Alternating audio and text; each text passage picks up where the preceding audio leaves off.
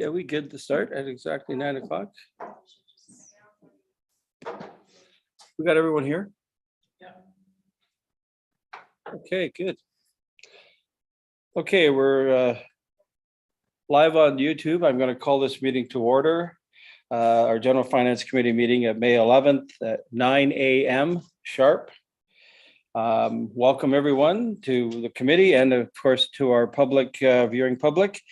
I will confirm that all members are present and we have quorum. There are no members absent. We have the CAO, clerk, and members of our senior management team and staff present for this meeting. The public input on the agenda was invited at TML public comment at muskokalakes.ca. We received no public comments in that regard. Public notice that I'll read here. Today's meeting is being live streamed and recorded on the Township of Muskoka website and YouTube channel. By participating in the open public meeting today, you are consenting to your image, voice, and comments being recorded and posted online. We do not have a supplementary agenda today for this meeting. There was no supplementary agenda issued. I would ask committee, are there any disclosures of pecuniary interest at this time based on our agenda today? Good, thank you. Seeing none, we'll move on. Two things, a little bit of housekeeping here. The motions have been pre-populated with random movers and seconders to expedite this meeting. And in terms of voting, members shall physically raise their hand until the chair has confirmed the vote. If the vote is unclear, a verbal vote shall be recorded by the clerk. This is not considered a recorded vote. Okay, so as we've called this meeting to order, our first invited delegation, item 4A, is Mr. Frank Belerique of Swift River regarding the Portage Landing parking lot electric vehicle charging station lease. Mr. Belerique, good morning.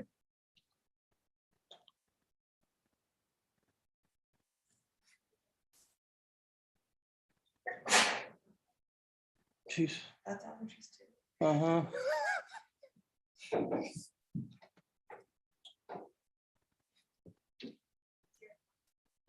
Just ask him to unmute. There you go. Frank, good morning. I wonder if you could unmute, please. There you go. I think I'm unmuted. You hear me?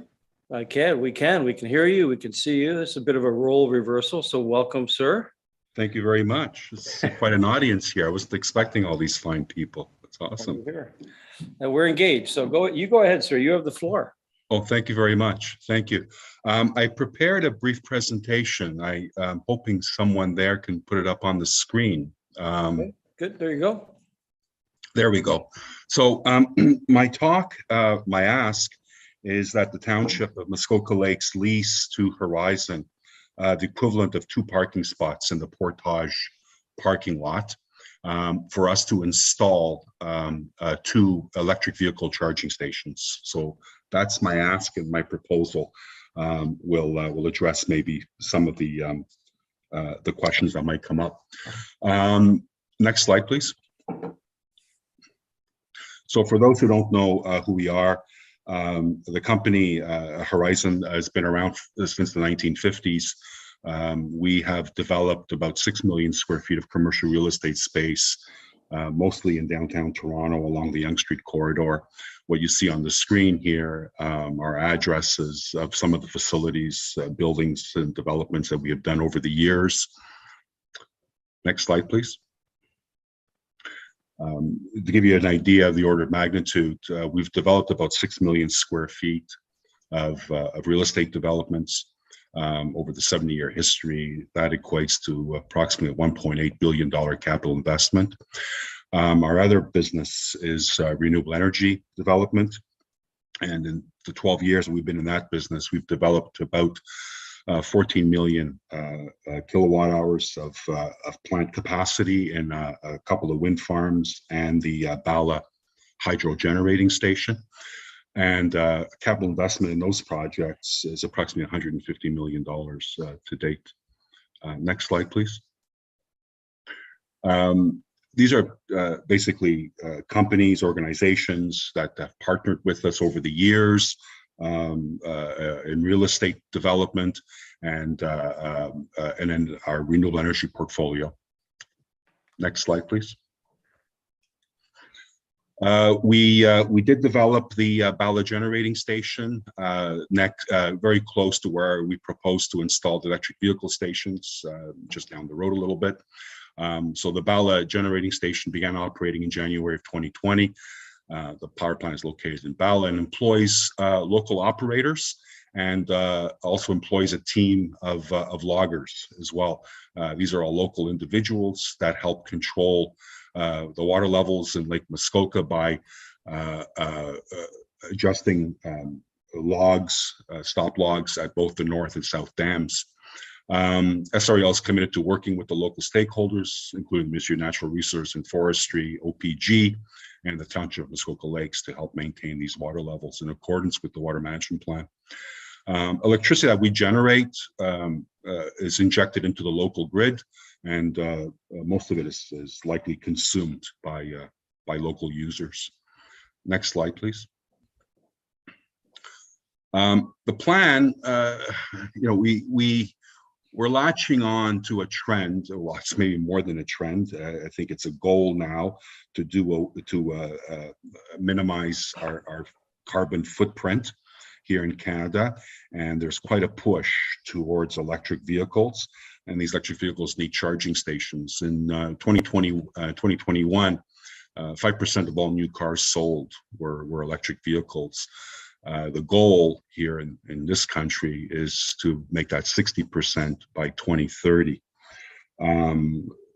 People visiting Ballot currently don't have much opportunity to charge their car while they're there, and with your help, we hope to change that.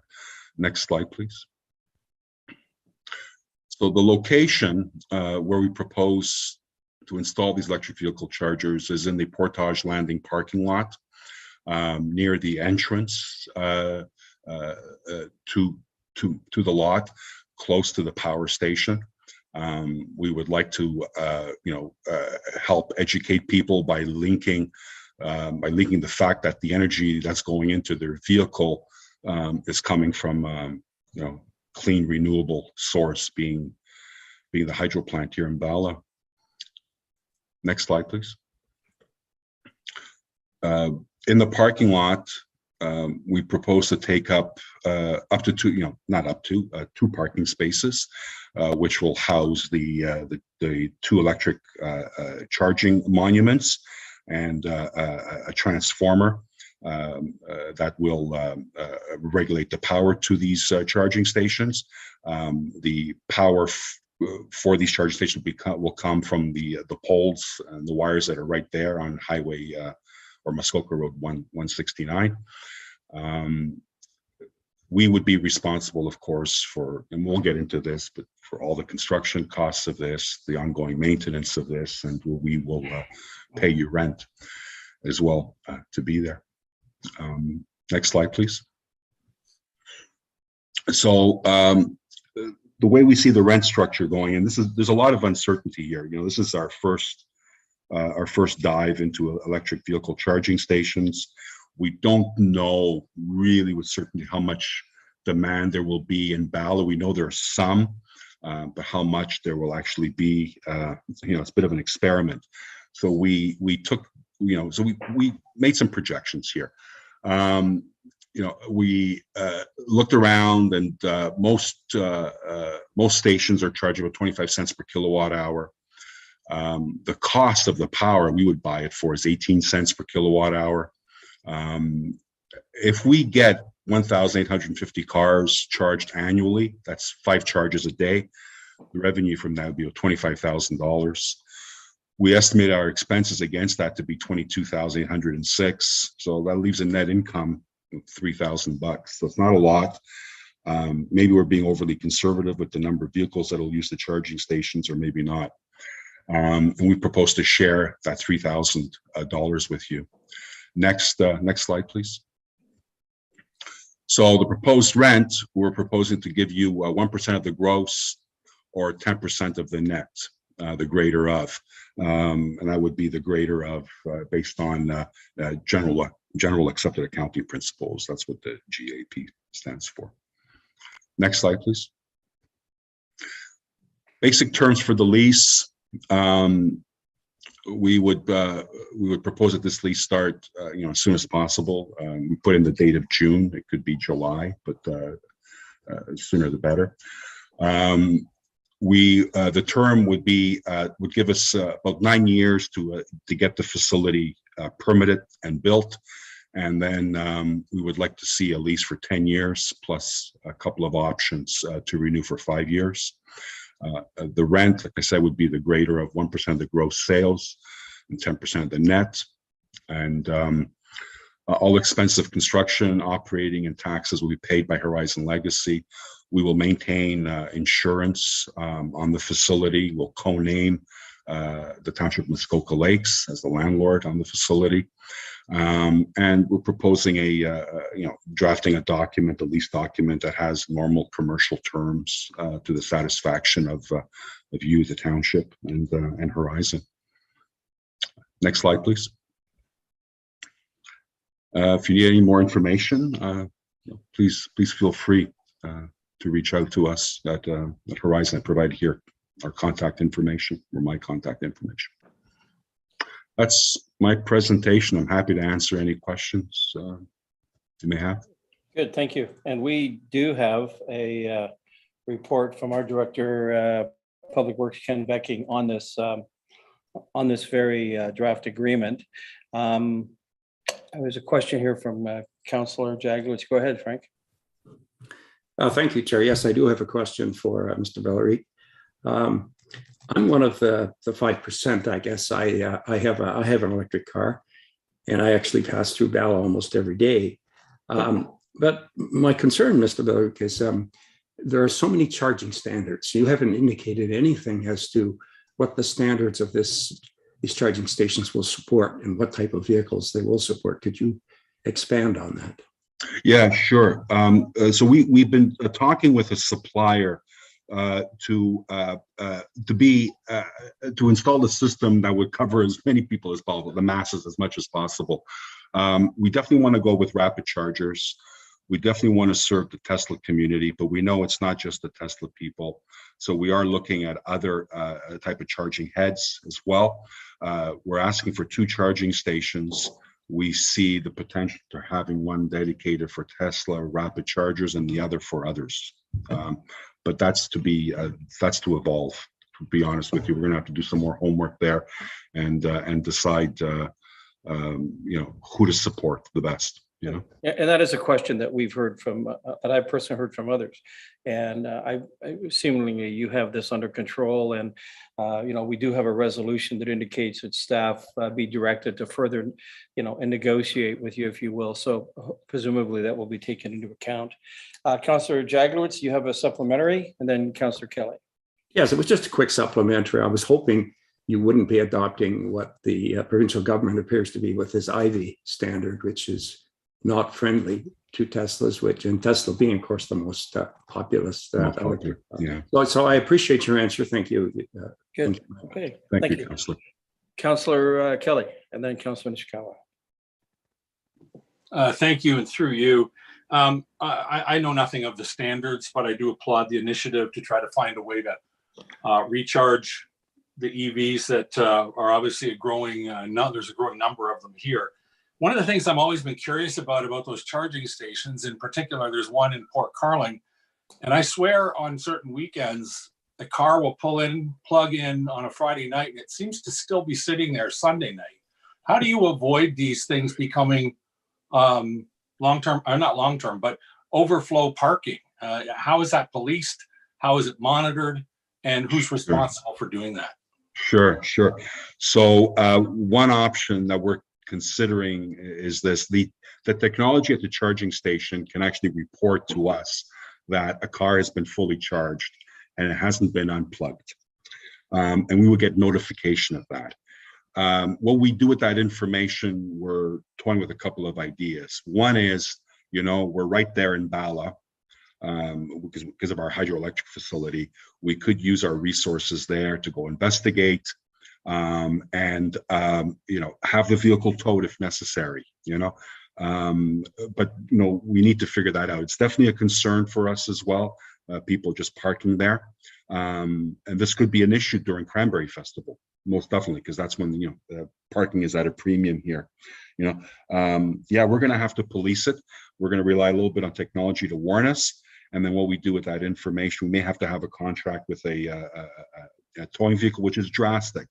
We're going to have to do some homework there, and maybe figure out a different way, because like I said, towing a vehicle away, it's pretty drastic, but maybe we have to. Okay, so at least you're aware of the situation, and that is yet another piece that can be dealt with. Mayor Harding, and then Councillor Hayes. Thank you very much, Mr. Chair. Through you. My question, first of all, I think is to staff. Typically, municipal lots, if they are putting in charge stations, what are they charging? And is there a charge?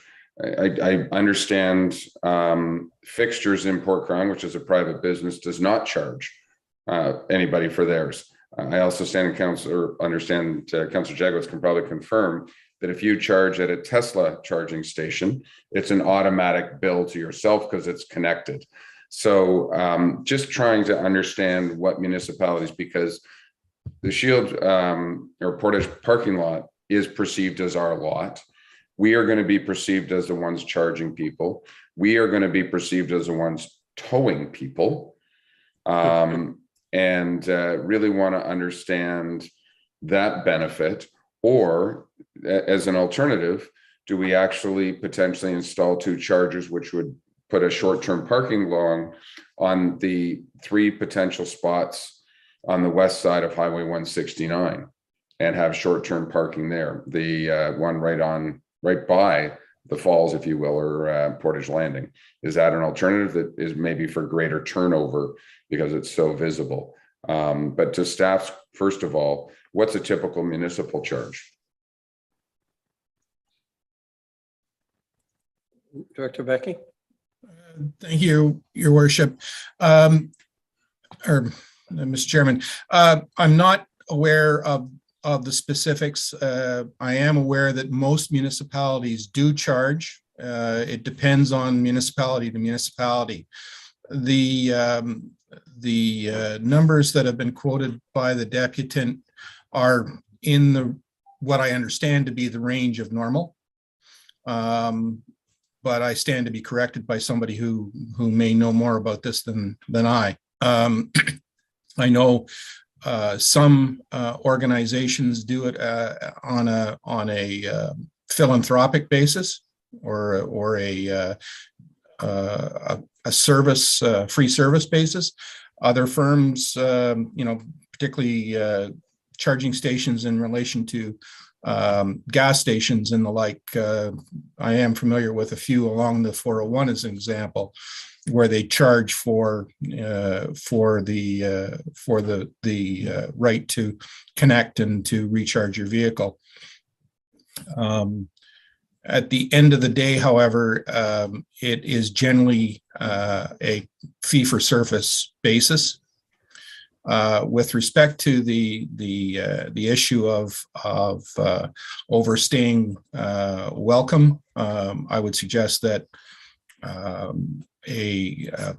parking bylaw approach would be the most appropriate approach, where there would be a time limitation that would be posted, and should someone exceed that, then there's an infraction, and tickets would be issued accordingly. Okay, good, thank you. Mayor, we're talking supplemental. Supplemental, thank you.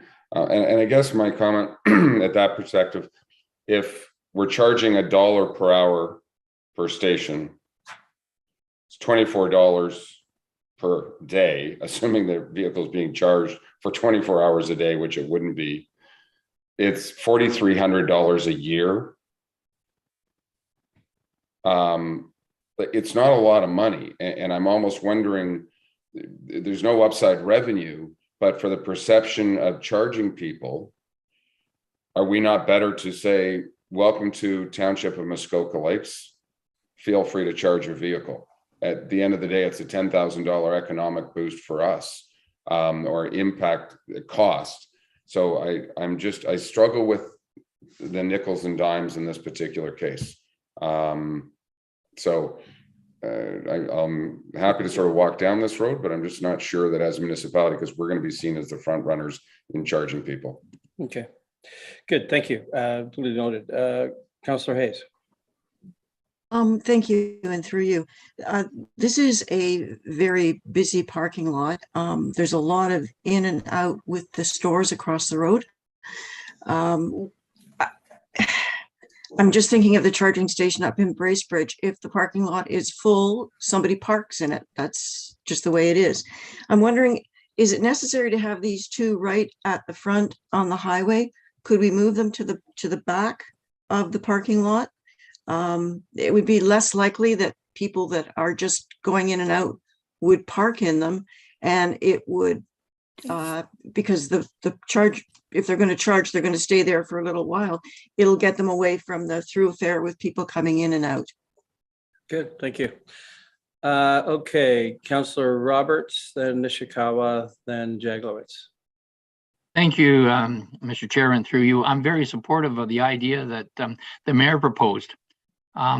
We have to do something about climate change. And it would be great if we would be leaders in this area and not charge for the 2 parking spots or whatever, or even pay the costs. And we should consider that in next year's budget is what I'm thinking. So I'm in full support of this. We got to move forward. The appetite is there, and we need to start this. Thank you. Okay, good. Thank you. I might just ask before Councilor Nishikawa. So, Frank, and again, this is not an attempt to negotiate with you at all, because that's really what our motion would do, is set in motion essentially a way forward for you to negotiate with this township. Is there a willingness to entertain what our good mayor has mentioned? Just overview. What are you thinking? Is there some flexibility in how we might come to a financial arrangement? I mean, we'd be paying you for the hydro. Yeah. Listen, what we want to recover our investment. These things aren't cheap. We've done our homework. We think it's going to cost about $250,000, right, to get these 2 charging stations installed and get the parking lots converted to charging stations. We need to pay that off somehow. So we're going to need revenue from somewhere, from somebody. Okay. I think, I don't know. I think most people who plug into a charging station expect to pay something to somebody. Electricity is not free. Just like they go to the pump and gas up, it's not free. Listen, I think it would be a great gesture, and Ballot definitely would be at the town definitely would be at the forefront if they're offering free charging. People will come here, I'm sure, and do some shopping or go eat somewhere while their car is charging. I think that's a boom, for the town.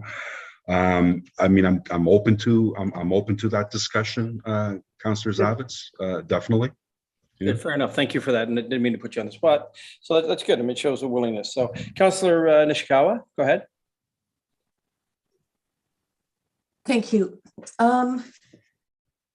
A lot of this will be mostly comment, but I wanted to correct a situation. If others didn't know, we do have a power station at Bushes. It's been there for a number of years now, and the community does use it. So to say that Ballot doesn't have it, it's there. I'm also aware that another marina is actually installing as well. I'm not sure that this current council is aware that of our problem with parking in general in our township. And that, in fact, the taxpayers paid $300,000 for a parking lot. I've had I mentioned this to some of the community members that live in the area, that this may be coming. Their comment was if the township really was needing $1,000, that they would fundraise or they would give their own money to pay for this. They feel very hurt by what happened over the last 10 years. Very hurt, Councillor Roberts. It was very painful to be in this community for many years. I would suggest also that, and we brought it up at our Cranberry Festival meeting yesterday, we have no idea how this could possibly work, and the Cranberry Fest still be able to use our half of the parking lot. I heard that the power is going to come from poles, so it could be poles anywhere. Our municipality has different locations that they could be looking at, even in this one area in Ballot, but not in the busiest section. Like that is the busiest section of town. And we already have pedestrian issues. Now we're going to have cars coming and going, or maybe not, who knows? Same thing, like maybe they're just going to be parking there for much longer. I don't know, but I would say that if we were ever going to go down this road, it would be based on a competitive use. So for instance, we were not just looking at this one particular applicant. We would offer land up to anyone that wanted to do this type of thing. I'm just surprised that we hadn't, but for $1,000, maybe $5,000 in a few years, but to say that is our way of getting into the green business, that's not necessarily true. As I said, this is private partnership, has these stations available, and I don't understand why the township at this time would be interested. Well, you know what? I guess people can vote for it. It won't make much difference to those that don't happen to live in the area. It doesn't make a lot of difference toward A people. Thank you. Yeah, and to that point, Councillor Nishikawa, I did receive a few phone calls last evening from constituents who live very close to there, and preference would be to, at minimum, locate 2 spots at the back of the parking lot against the train tracks. I would, though, go further with it and suggest that, again, to use Frank, Mr. Belerique of Swift, that it would seem that we would perhaps need to discuss and negotiate even better and more what is an ideal location for these 2 charging stations. You have suggested that you would place them here. Is that your only preference? Is that your only, I mean, is it here or nowhere? Or will you be flexible in a negotiation with us? Because, I can think of 3 or 4 places that would be better suited and less traffic, if you will, less weight on a very busy parking area. Are you flexible in that regard? It's interesting. I mean, we, rightly or wrongly, we have this developer mentality, right? And that is, you want to put your product, your real estate, whatever it is you're offering to sell in a busy location, so that people are more likely to use it. We tuck these chargers away in a corner somewhere, away from the draw. And to us, the draw is, downtown Ballot. It's the bakery across the street, it's the restaurants nearby, it's the parks, it's the views, the vistas down the Moon River. It's Perks Place. Like, this is where people come, and we think it's important to be there to try and capture some of those users, some of those tourists, some of those visitors that are going to come. This is where they come to. Tucking us away in a corner, I have Not necessarily. I have some concern. That. I have some concern. Yeah, I'm not necessarily suggesting tucking you away. Certainly, you'd want it to be. It would need to be in a high-profile location for people to see it. I'm just suggesting that if you have a willingness to discuss that with our staff further, that would be, a positive step. It acknowledges what Councilor Nishikawa said. It acknowledges what I've been hearing in that ward. It may be the same people, but certainly they're expressing their concerns. in terms of the weight on that parking lot, which as we know, at some times is insane. So, okay, at least you've indicated. Listen, Councillor Zavitz, look, I'm not going to rule it out, of course. If we listen, you know the town better than I do. Maybe you'll suggest a location that never occurred to me, and it's awesome, right? Fair enough. Good. Thank you. I think at this point in time, that's kind of where we are. Councillor Kelly, go ahead. Thank you, and through you, I'm just kind of going back to your initial question, Mr. Chair, about whether we support the idea of giving this charging product away for nothing, and I absolutely disagree with that approach. I think every time we open a free charging station, we probably disinhibit 5 private enterprisers who are looking at the possibility of offering the same service for money, and we've just essentially, we've heard 2 or 3 are already in development or already underway. If you want to make those business plans weak and weaker, start giving the stuff away somewhere else. That's number one. Number two, as much as I understand the value, as Mr. Belerique mentioned, of having it front and center, the fact of the matter is we find gas stations when we need a gas station.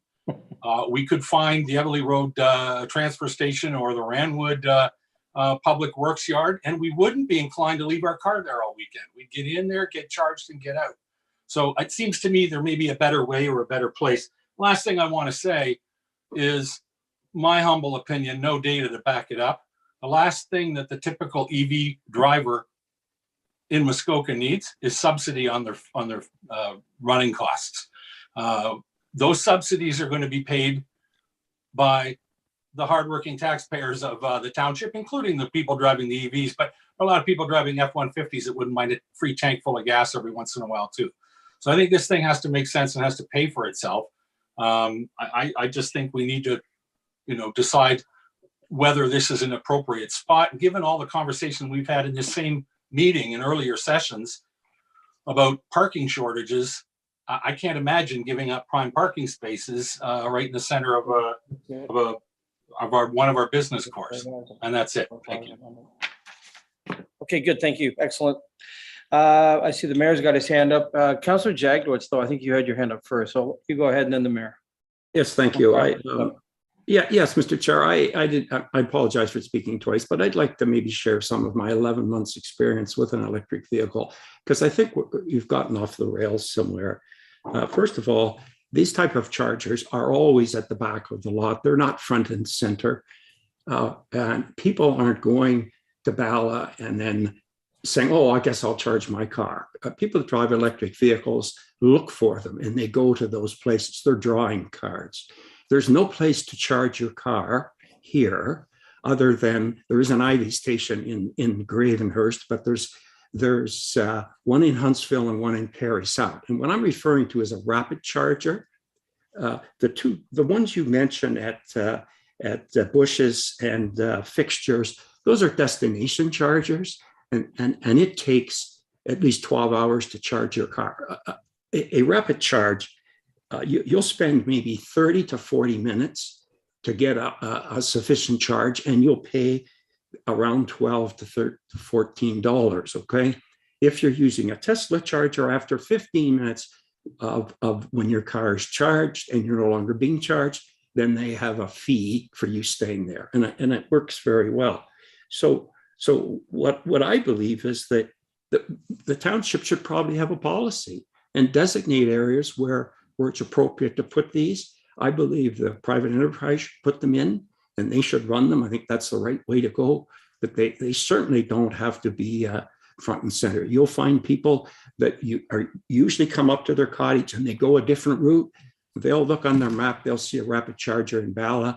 They'll stop in Ballot for 20 minutes, get a charge, and while they're there, they'll drop some money in Ballot. It's a draw, but you could put it almost 2 blocks away from the downtown and people would still find it, in my view.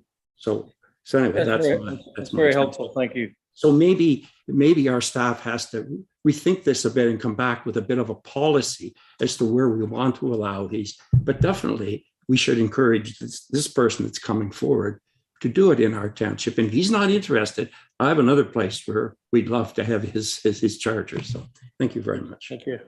Okay, Mayor, and then we'll wrap this up. Thank you. I was sort of going down the same lines as Councillor Jagowitz. I really think we need to, as staff, figure out what we want to do from charging. It is a draw. People do need to find places to charge.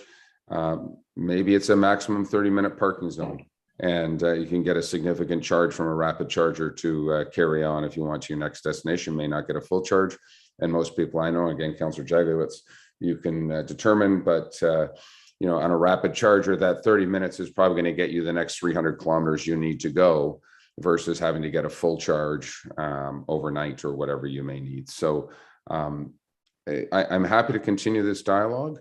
I really would love our staff to kind of give us an overview that we can buy into a rapid charging perspective, because Port Carling's coming next. And as far as, you know, front and center or at the back of the parking lot, if we know that 5% of the vehicles are, generally speaking, about to become electric vehicles, we're not really taking away too much depending on where these spots are located. I think there's an image associated that, hey, I can charge my car when I go to Ballot. I know that maybe I should consider my next vehicle an electric vehicle. We do have a mandate to reduce our greenhouse gases. This may be a step in the right direction. So, you know, to be determined exactly where these spots are, but I think we need to move forward on this. And again, I'll throw out that I know it's front and center, but it certainly limits a 30-minute parking spot. If you take something like the side of Highway 169 right beside the hydro station, and you see people charging, people out, because we certainly don't want people parking for 4 hours a day or 2 hours a day in those spots. They're better to turn over, in my opinion, but love staff to do some more investigation. Okay, thank you. So not to saddle Frank too much with the township investigating how we go forward with this. Certainly that's important. I agree. I think as it relates to this particular ask, what I'm sensing from committee is a general acceptance of the idea.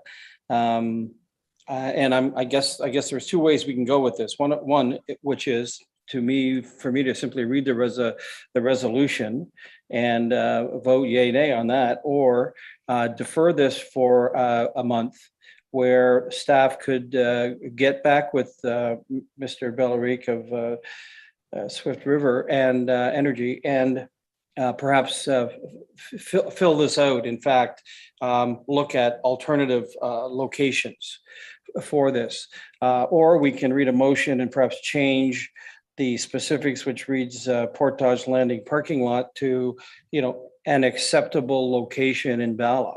I'm not sure if the committee would be okay with that, but you know, we should move this ahead. So I'm going to just sort of look to you. Would you prefer a general sort of acceptance, and where this comes back, would be coming to council next month, with hopefully more negotiated, a better location, a location that everyone could agree with based on some of the information we've had today? Or I can simply read the resolution as we have it and see where that stands. What we are really doing here is agreeing in principle to this proposal. So, you know, is it cast in stone? No, there's obviously, as the mayor said, more negotiation, more discussion to occur. And we have a willing partner here. So I'll let Ruth Nishikawa have a comment, and then I'll do that vote. Thank you. I think it's more of a request or a question for staff. Perhaps the clerk or CAO.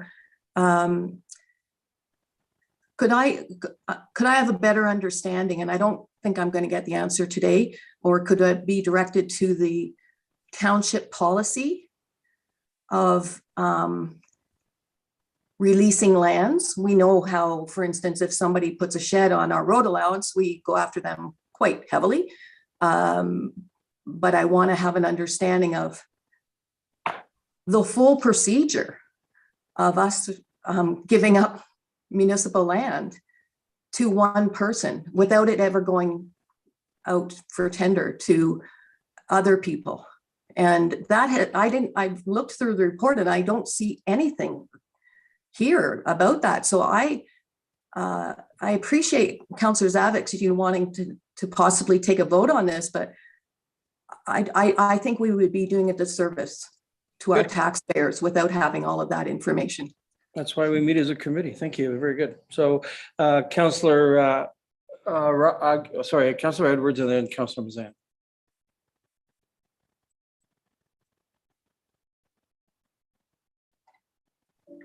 Thank you very much, Chair.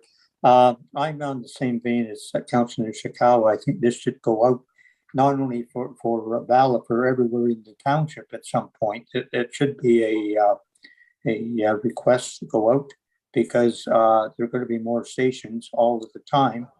So that I think that we should do a little more research on this first. I think it's a good idea, and that. But as you know, if you're using road allowance or something like that, you're paying over $600 a year for it, and that's a guarantee to go up every 5 years. So there should be something on there plus a percentage. But I think it should be investigated. Thank you. Okay, thank you, Councillor Mazan, and then I'll take your temperature. Thank you, and through you. Listening today, when I was listening to the actual presentation and hearing some of our colleagues who actually are using it, I get excited about these types of initiatives coming into our towns and into our communities. But similar to some of the most recent comments, I do wonder, the economic lens of EV stations is an interesting one. And is that something, and I don't know if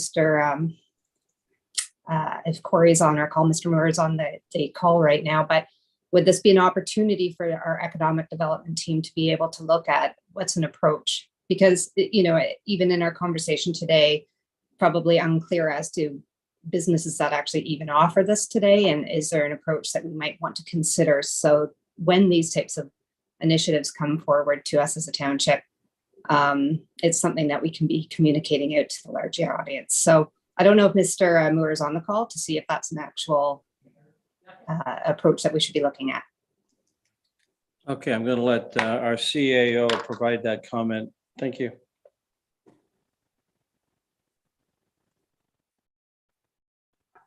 Mr. Chairman, good morning, members of the committee. With respect to this matter, we've been approached by a party from the private sector, and I suspect this is like other private sector investments. And it may be that we have an official plan policy that deals with locational criteria. I defer to Mr. Pink in that respect. But as it relates to the notion of locating such facilities on municipal lands, it's typical that we would enter into an agreement. Councillor Nishikawa spoke to the concept of a license of occupation. That's for encroachments, existing things. In this case, what we typically do is enter into an agreement with those parties that want to partner with us. And so it's not clear to me if committee's concerns are around the locational aspects or the concept of a business arrangement, because the agreement approach deals with the business arrangement and a locational policy can deal with the other matter. Thank you. Okay. Given no other hands are up, and I guess in response to what the CAO, where the CAO is going, it seems to me that this is a higher level. It seems to me that there's enough people here that would actually like to see the township create a way forward on electrical vehicle charging, as opposed to accepting this here and now. I'm going to ask you all what your thoughts are, just a sort of a nodding of heads, if you will. Sorry, Mayor, I'm just sort of asking if I could get a temperature from you folks. Do we want staff to come back perhaps in a month or two, as we know, with a much more fulsome report on electric vehicle charging in the township of Muskoka Lakes, which would render this essentially not so much voted down as I suppose deferred until a later date. Can I get a thumbs up, nodding of heads? Is that what you would prefer, committee? Thumbs up, thumbs up, thumbs up, thumbs up. Okay, so I'm seeing a majority of this committee is desirous of a more fulsome approach to this this whole notion. Mr. Belerique, I appreciate you coming out today. Based on where we are, you are not, this is not a denial. This is the Township Muskoka Lakes looking at this and saying, we should look at it with a different lens, a little higher up. So if that works for committee, what we'll do is we'll purely defer this motion this morning. And thank you, Mr. Belerique, for your time and your presentation today. And interestingly enough, we didn't even have the presentation from the Director of Public Works relating to this. I think because it was such a fulsome discussion so quickly. I would perhaps ask Director Becking if you have any, I might even give you a last word because we didn't get your report that way. What do you think? Thank you for the opportunity, Mr. Chairman. I think committee has directed that you want to set a policy first and then consider site-specific issues second. That is what I'm understanding from the discussion that has taken place, and I see lots of nodding of heads, so I think I'm correct in my understanding. Staff will take that direction, go back. I think it's probably a little bit more in Mr. Pink's wheelhouse than mine, but set some overall policy direction, and then provided that that's acceptable to you, then we can look at individual proposals and see how they fit the policy direction. Good, thank you. Thank you. Thank you very much for that. And so, Mr. Belerique, this is a crawl first scenario. So thank you for your time today, and very insightful, very enlightening, and certainly sets us on a path and for the future and relating to this topic. So thank you very much. Have a great day. Thank you. Okay, committee, it's 9:45. We have a delegation item 4B, which is interesting one, the draft Muskoka Area Indigenous Leadership Table Friendship Accord and Muskoka Road 38 renaming. This will, I don't know, want to take a 10-minute break, 5-minute break, or get into this? I would say we get into this. Okay, certainly. So we'll let's get into this. We'll go. Item 4B, I would introduce Tina Kilbourne, who is the team lead. And I believe there's Tina's name there.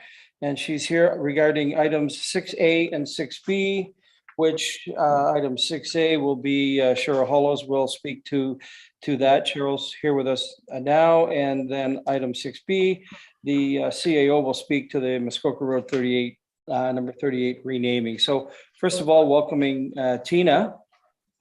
Tina, good morning. Good morning. Hi. There you are. Sorry we kept you waiting in there. Thank you for that. I guess, Tina, a few words from you if you'd like to preface and set this up pre our Deputy Clerk, Cheryl Hollows, with her presentation or her report, if you will, which is the Draft Muskoka Area Indigenous Leadership Table Friendship Accord. So if you want to set up that, then we'll get Cheryl on the screen here. Go ahead. Thank you, Mr. Chair, through you. So the Muskoka Area Indigenous Leadership Table was an initiative of the District of Muskoka, and we launched it in 2019. And we have welcomed to the table, of course, is the district, the 6 area municipalities, including the Township of Muskoka Lakes. And then through a process with a archaeological company in 2011, through a different process, they determined 8 Indigenous nations that have a historical or a current tie to Muskoka. So in launching the Muskoka Area Indigenous Leadership Table, we reached out to those 8 Indigenous nations, inviting them to come into the process. So not all 8 Indigenous nations have engaged. Some of them are affiliated with each other and have sort of let a different nation, First Nation, take the lead. It was a very organic process. We started to meet, and as we met kind of determine directions and strategies and projects and things we wanted to focus on. The Friendship Accord is really sort of a part of the process. We have never had a formal memorandum of understanding or anything to guide our relationship. So through a working group called the Duty to Consult Working Group, we had discussions about principles of engagement and how we would like to move forward. Came upon the idea of creating a friendship accord. We did do some research. There are examples of other friendship accords across Ontario and across Canada. So this one was drafted based on the conversations at the Duty to Consult Working Group table, as well as the examples that we found from other jurisdictions. The draft accord came to the leadership table, and every member was asked to take it back to their senior leadership or their elected officials, however their organization wanted to approach it, just to provide feedback on any of the language, just to make sure that everybody would be happy with signing something like this. It's quite high level, it's quite general, but it does help to guide the relationship between the organizations at a leadership level, and we're hoping that that would then trickle down and guide relationships at a staff-to-staff level, which is happening sort of organically already, but this would help to, I don't know, provide a bit of a compass or a bit of a direction. I think that's pretty much the history of it. Good. Well, thank you. Thank you for your involvement. Thank you for the initiative. I will invite Cheryl Hollis, who is our Manager of Legislative Services and a Deputy Clerk, to provide her sense of our report LS-2022-031 be received. Thank you. So go ahead, Cheryl. Welcome. Yes, good morning. Sorry, through you, Chair Zavitz. Good morning, committee. You have my report in front of you. Essentially, as Tina mentioned, I've been part of this working group for a couple of years. We've undertaken a few tasks. We're now on to proposing this agreement, but we very much would like to receive your feedback. So my request of all of you is to review the report and perhaps provide feedback to me by the end of the month. If you have any questions, comments, certainly Tina and I would be willing to, very happy to help in that regard. I don't see any need to elaborate further, but if you have questions of Tina now, please feel free to put them forward. Thank you. Well, thank you, Cheryl. I know when I read the report, I peeled through the whole thing trying to find out what the name of the road is going to be, and it's not in there. So what is interesting is it's quite a process, and that's very enlightening to understand the degree of research and intelligence behind this. So committee, any questions, any observations, any thoughts? Okay, seeing none, thank you. Thank you. Oh, there's the mayor. Go ahead, Mr. Harding. Sorry, thank you. I think if I'm not mistaken, we're actually talking about the Friendship Accord right now for review versus the renaming of Muskoka Road 38. And I just want to provide comment that, first of all, thanks to Tina for her work in bringing together a number of different communities. And having sat on this community or this committee, it is really eye-opening to what has gone on in the Indigenous world, what we can do, and what simple conversations and dialogue do to help truth and reconciliation, to work together. I said this at our last meeting.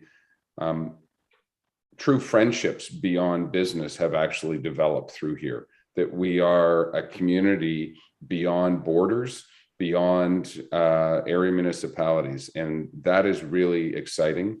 And again, I think Tina's the one who has really helped spearhead this and bring everyone together. But it's also been a willingness from the Indigenous leaders that we sit at this table. And so I'm thankful, and we all have to do our part to really understand the truth and reconciliation.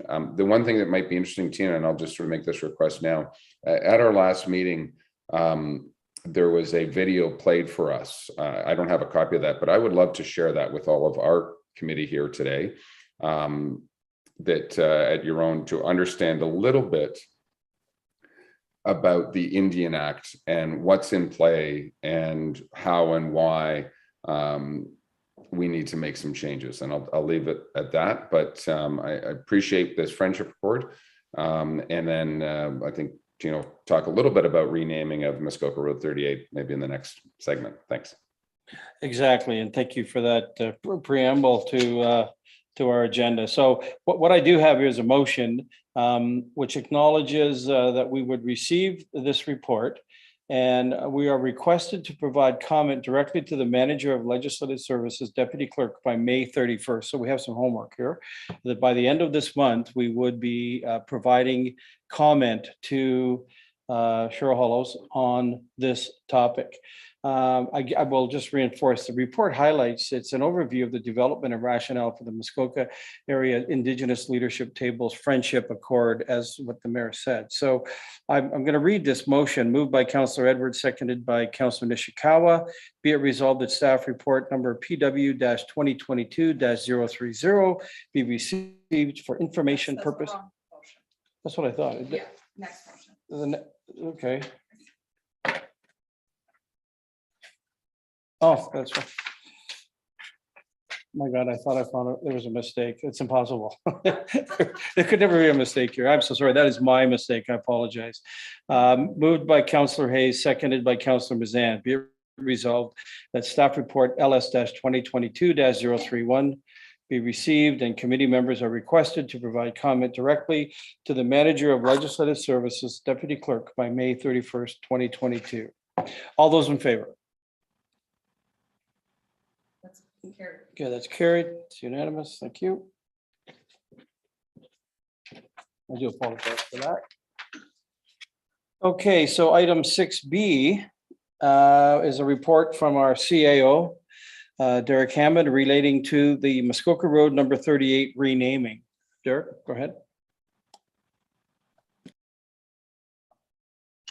Thanks, Mr. Chairman. So as you've alluded, the next report deals with the renaming of Muskoka Road 38, which is a district initiative. The process identified by district staff is to have a first step of establishing a working group with staff from Wata Mohawks First Nation, the township, and the district. As noted in the report, given Ms. Hall's experience on the duty to consult working group, and she's done a stellar job, I've asked her to sit on that working group as well. I think it's important that committee note that another sort of subsequent step in the process envisioned by the district is coordinating a meeting with elected officials from Wata Mohawks First Nation, as well as the township and the district. And we'd have input on a recommendation to district council for the name of the road for district council's consideration. And again, of course, we have Ms. Kilbourne here with us today to follow up on any questions that you might have in this regard. Thank you.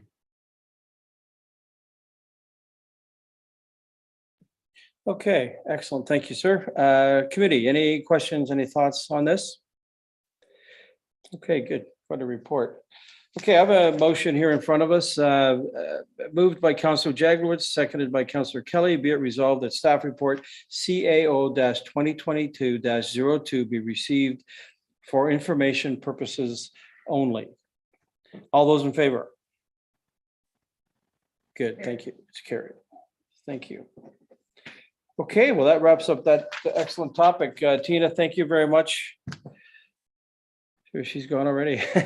Thank you, Tina. Nice job. Appreciate it.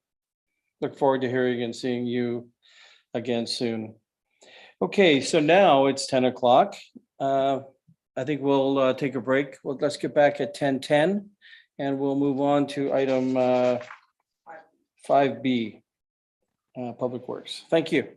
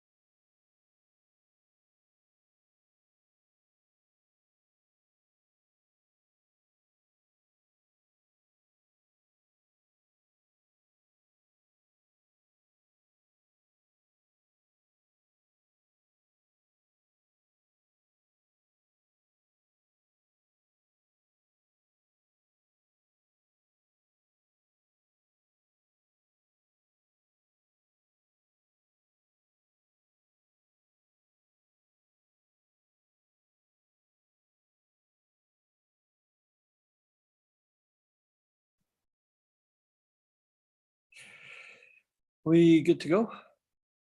Is everyone back? 1 minute to go.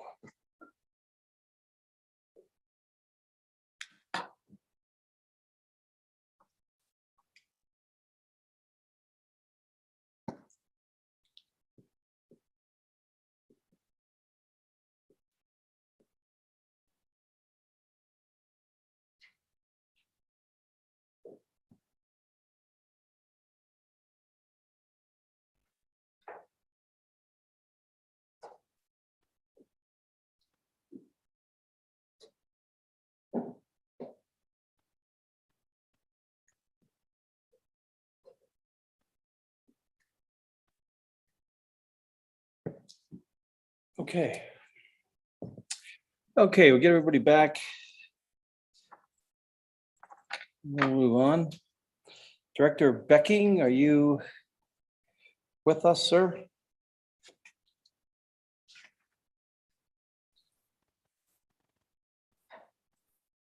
There he is. Okay, so welcome back, everyone, and to the public. We're item 5B, a report from Director Becking, Public Works, regarding COVID inflationary impacts and response. Very enlightening, sobering report. So Ken, with that, I'll let you go ahead, sir. Thank you, Mr. Chairman. I think first of all, the report is submitted simply for your information to just keep committee abreast of what we're seeing in the industry. The report, I think, lays out what we're seeing in terms of pressures on the costs of doing business. In terms of the operating side of the operation, we're seeing pressures that are driven by some of our commodities that we use on a regular basis. To a large extent, these are mitigated by standing arrangements and so on and so forth. And they tend to be more in tune with what I believe everyone is familiar with, which is the Consumer Price Index. The capital side, which represents about 60% of our operation, however, is more driven by what's known as the non-residential construction price index. It's a more accurate reflection of the pressures that we're experiencing. In the latter part of 2021 and into 2022, the consumer price index was running between 3.5% and 4%. I'm sure you've all heard that through the various news media reports and so forth. At that same time, however, the non-residential consumer price index was, the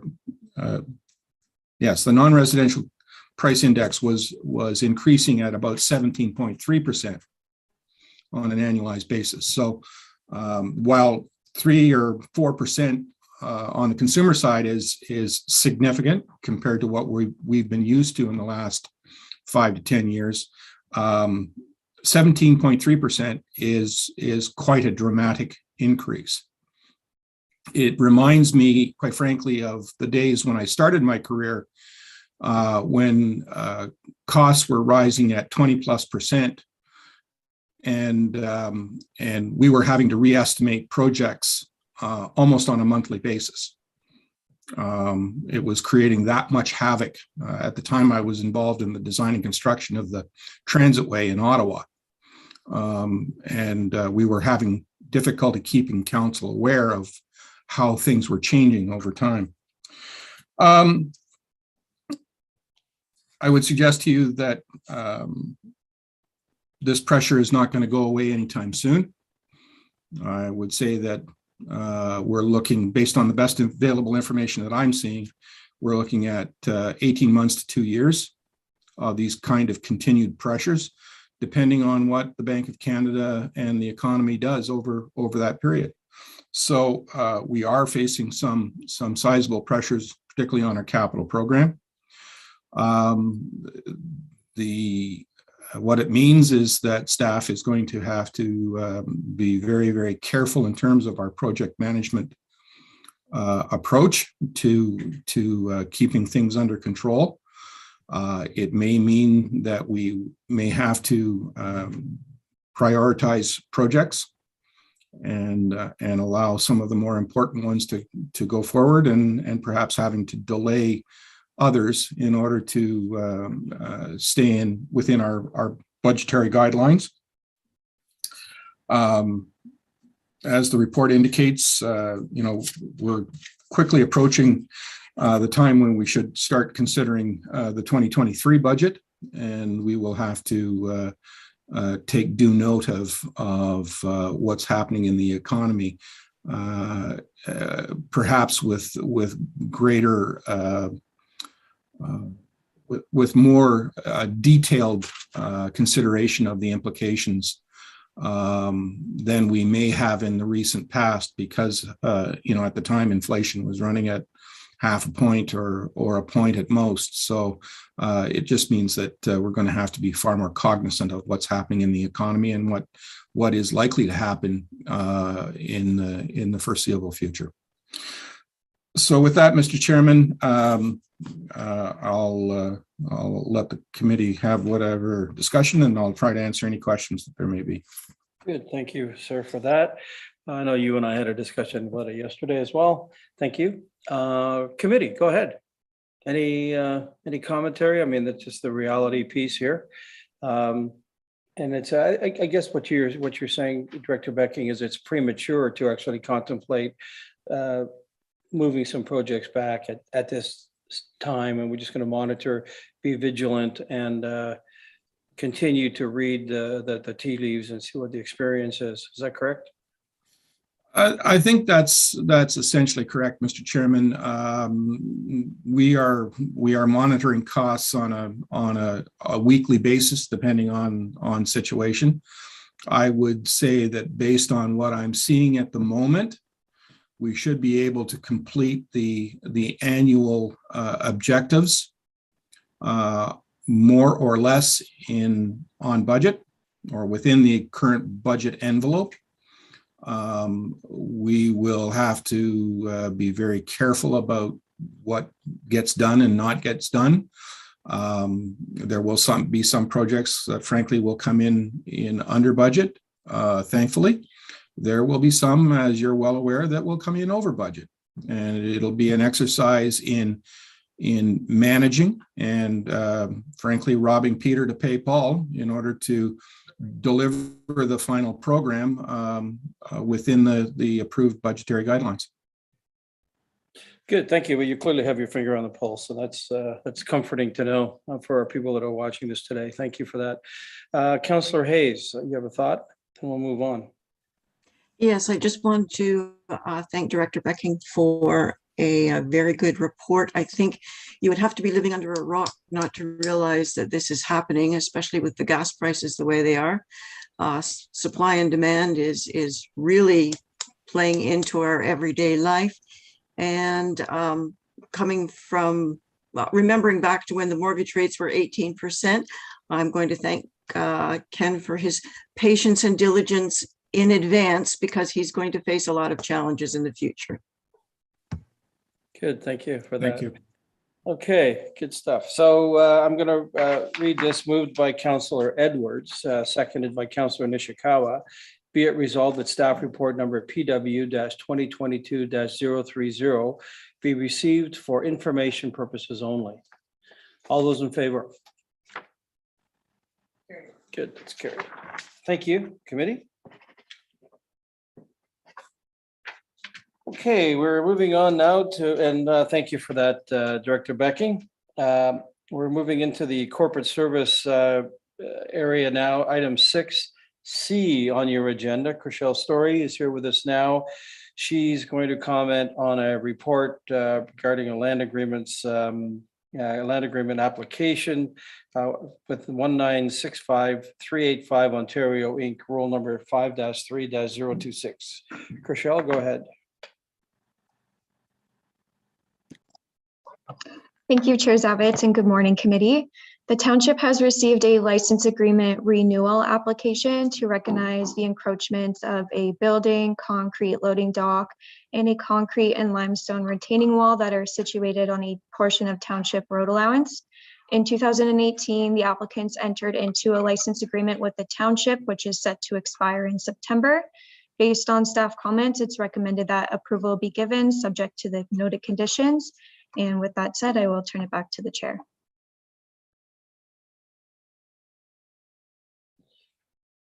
Okay, committee, any thoughts on that? Any questions, comments? Okay, I've got this to read, so sit back and relax. Moved by Councillor Roberts, seconded by Councillor Bridgman. Be it resolved that license agreement application number LA/05/22-1965385 Ontario Inc. be approved, subject to the following conditions. One, that a draft numbered reference plan of survey be prepared and provided to the clerk for review within 1 year of the date of this conditional approval. Two, that the township be in receipt of the following from the acting solicitor. One, which is a confirmation of a title search that the applicant is the owner of abutting land and that the encroachment is located on township land. And two, a draft license agreement to the satisfaction of this township. Three, that the applicants provide proof of liability insurance covering the encroachments in the minimum amount of $2 million with the township named as additional insured.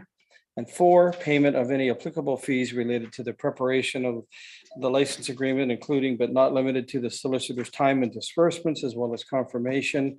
Applicable property taxes have been paid up to date. All those in favor? That's carried. Thank you, committee. Okay, Chriselle, you're on again. Item 6D. Which is Tupper Rule 4-3-043, a license agreement application. You go ahead. Thank you, Chair Zavitz. The township has received a license agreement application to recognize an existing dwelling that is situated on a portion of township road allowance. Based on staff comments, it's recommended that approval be given subject to the noted conditions. And with that said, I will turn it back to you. Good, thank you. Committee, any thoughts on that, on this? Seeing none, I have one, and it only is clarification, Chriselle, if I might. We some time ago had a Bass Lake access property, which we spent a lot of time and energy on. This isn't it, is that correct? I kind of went back and I couldn't quite get information on it. Thank you.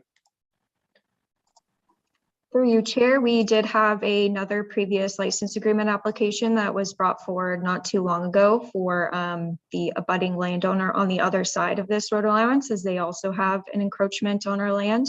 I'm not sure if that's maybe what you're thinking about, but to my knowledge, that would be the only Bass Lake matter that I've dealt with. Okay. Good, thank you. It's rather what I thought. Okay, committee, does anyone have any thoughts on this? No, clearly. Okay, good.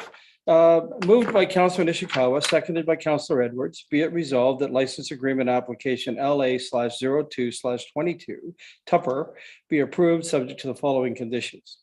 One, that a draft numbered reference plan of survey be prepared and provided to the clerk for review within 1 year of the date of this conditional approval.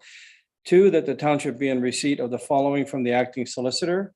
One, confirmation of a title search that the applicant is the owner of abutting land and that the encroachment is located on township land. And two, a draft license agreement to the satisfaction of the township. Three, that the applicants provide proof of liability insurance covering the encroachments in the minimum amount of $2 million with the township named as additional insured.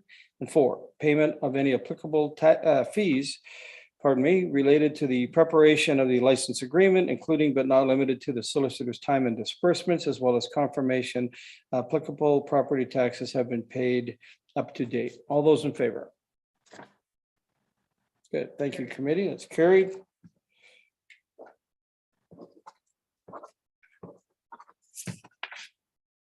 Okay, thank you, Chriselle, for those two reports. Appreciate it.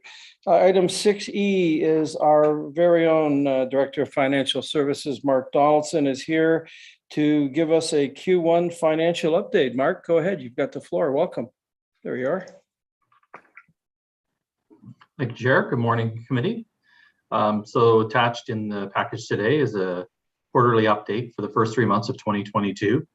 There are two tables included. One shows the comparison of the Q1 results against our approved 2022 budget by expense and revenue category and by department or division.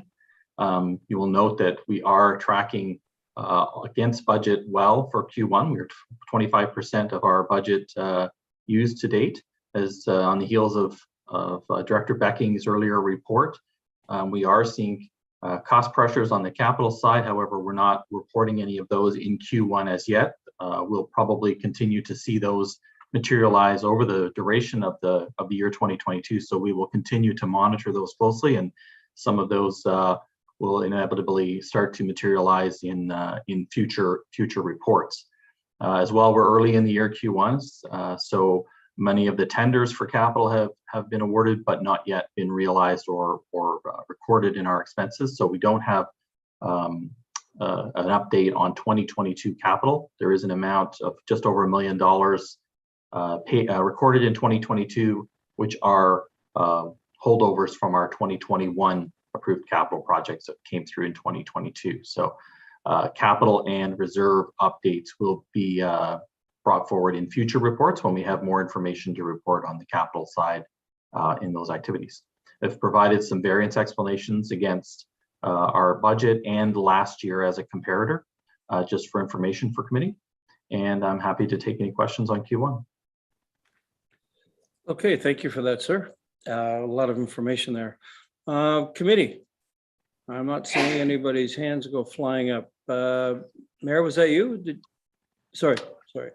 Okay, sorry, there you go. Committee member Kelly, go ahead. Thank you, and through you, just to comment to Mr. Donaldson, I think this is an excellent report. The format, the content is all really good, easy to read, easy to digest, and easy to spot the aberrations. I have a couple of small questions. I want to take them back to you, just out of curiosity privately. Only one thing that jumped out at me, and I couldn't see an answer. On table 2, financial results by division, there's pretty notable jump on the fire station expense, like it's 30%. And I'm sure there's a good explanation. I'm just curious what it is. Mark? I will go back and confirm the details on the fire, but I do believe that the fire budget had a drastic increase in contributions to reserves last year. But I will confirm those details. Reserves are included in contributions to reserves are included in that as well. So, but I will confirm that fact for you and get back to committee. That's good. Thank you. Thank you. Councillor Kelly, supplemental? No, good. Okay, good. Thank you. Your hand's still up, sir. There you go. Okay, good. Then I'm going to read this resolution moved by Councillor Mazan, seconded by Councillor Hayes. Be it resolved that staff report FIN-2022-12 be received for information purposes only. All those in favor? Carried. Thank you.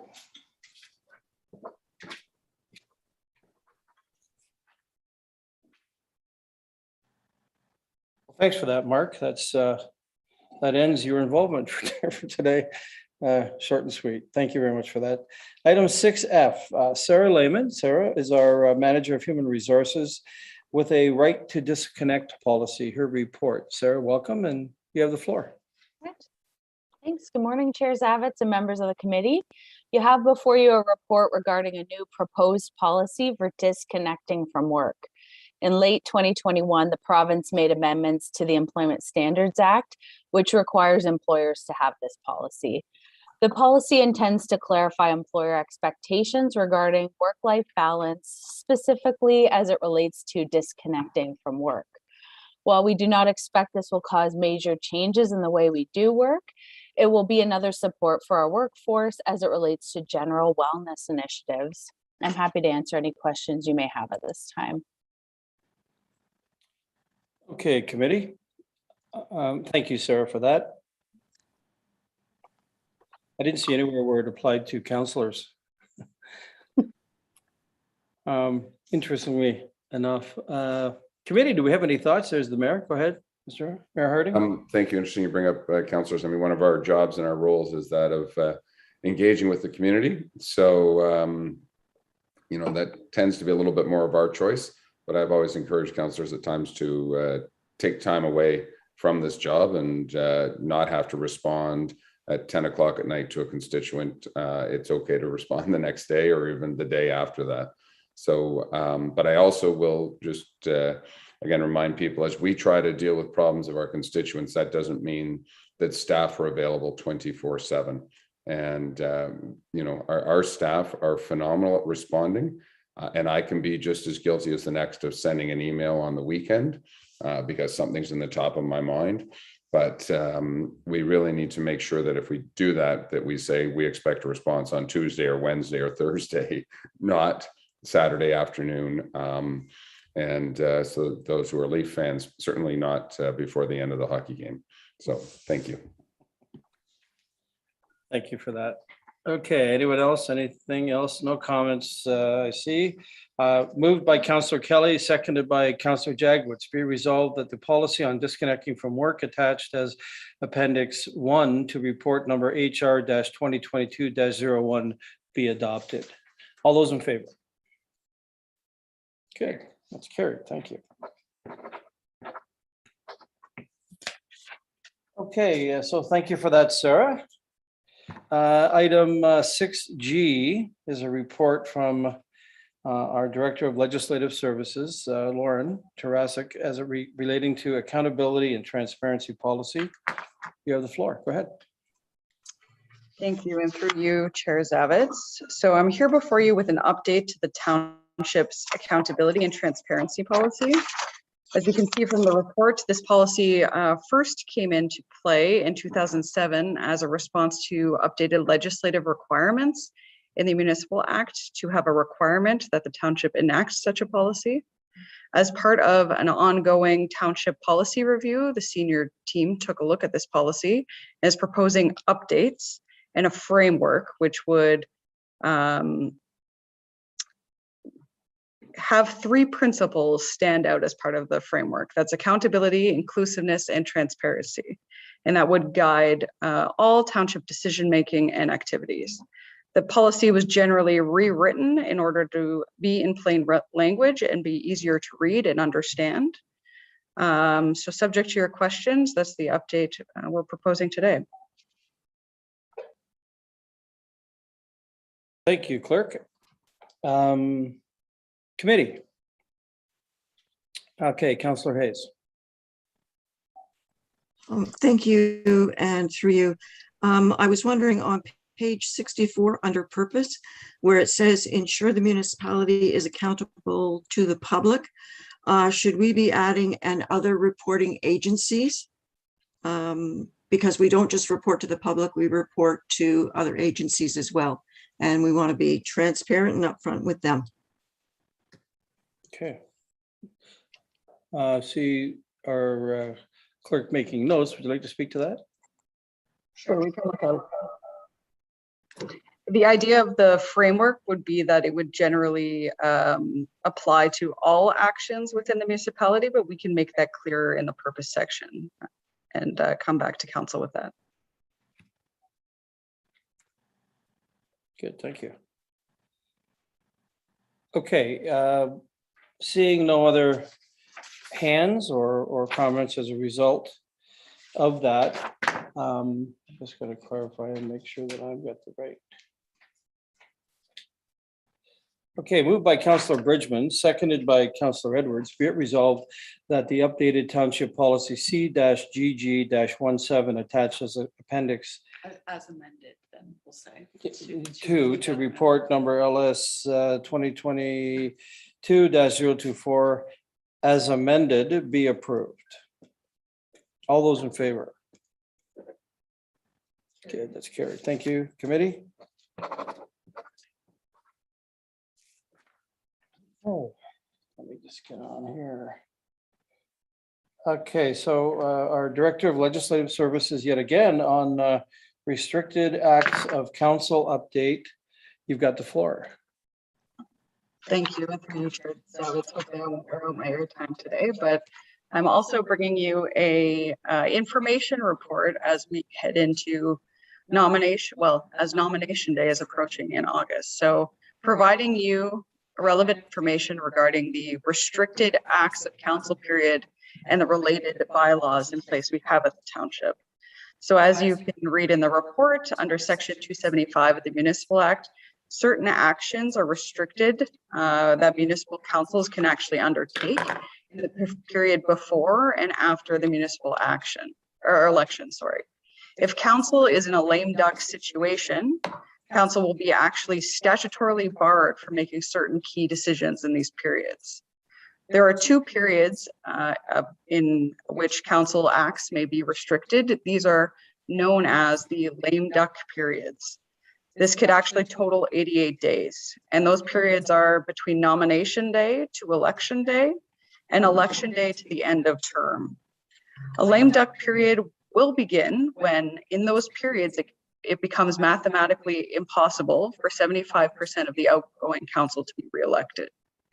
In accordance with section 275(3) of the Municipal Act, if council is declared to be in a lame duck situation, council is restricted from certain specific following actions. That includes the appointment or removal from office of any officer of the municipality, the hiring or dismissal of any employee of the municipality, the disposition of any real property which has a value exceeding $50,000 at the time of disposal, or making any other expenditures or incurring any other liability which exceeds $50,000.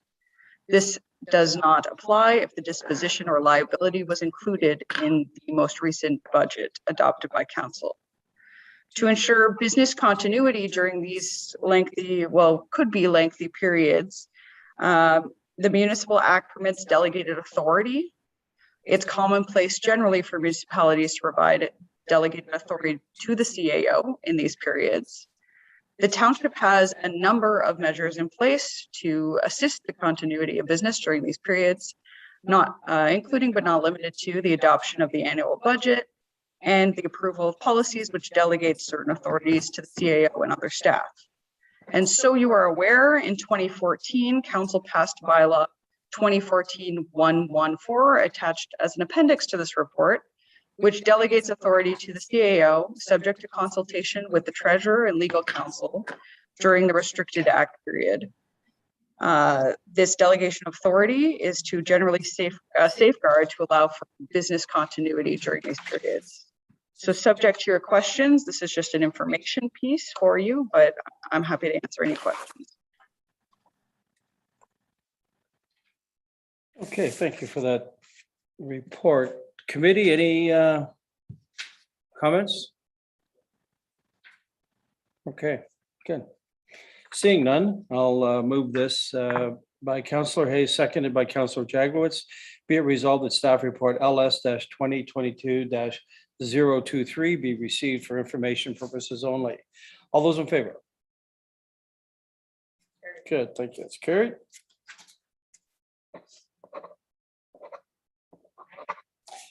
I'll never get used to the name lame duck, but that's beside the point. Okay, item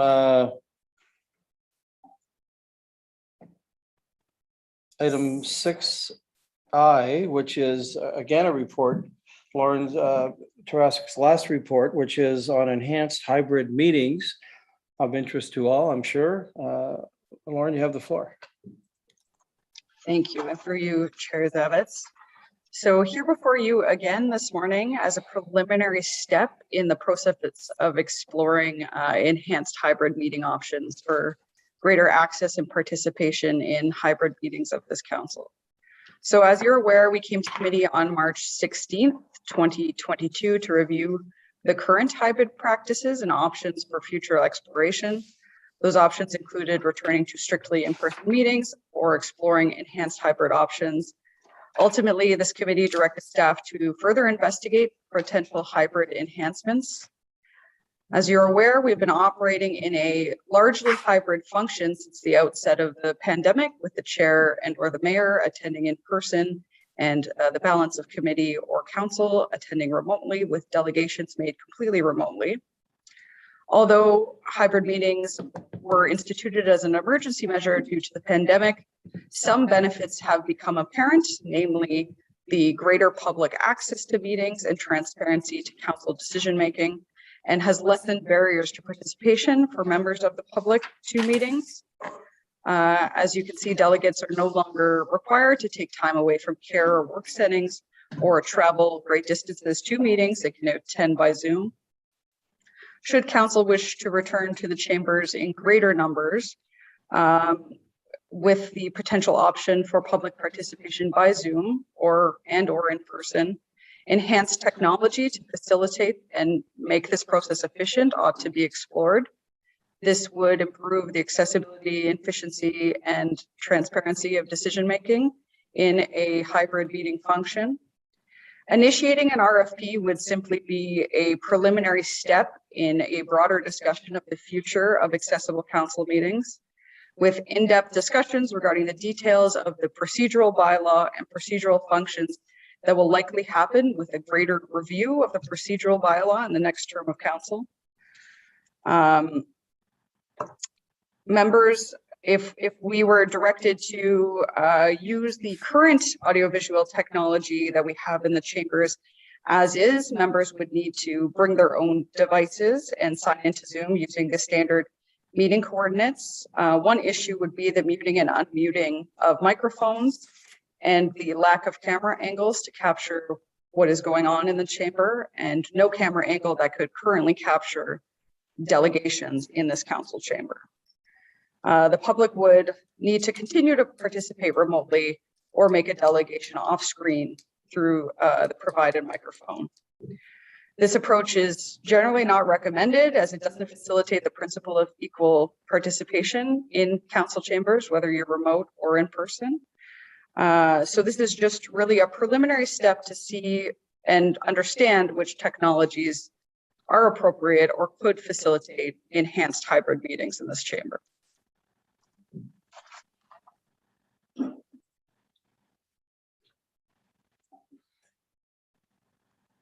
Okay, committee, there you go. There's committee member Kelly's got his hand up. Go ahead, sir.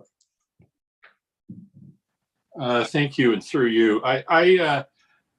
You may have, the clerk, Madam Clerk, you may have already answered part of this, because I was unsure whether, I want to make sure that we haven't sort of abandoned any notion that we're going to return to something similar to where we were before the pandemic, that's always going to be a possibility until we decide it isn't.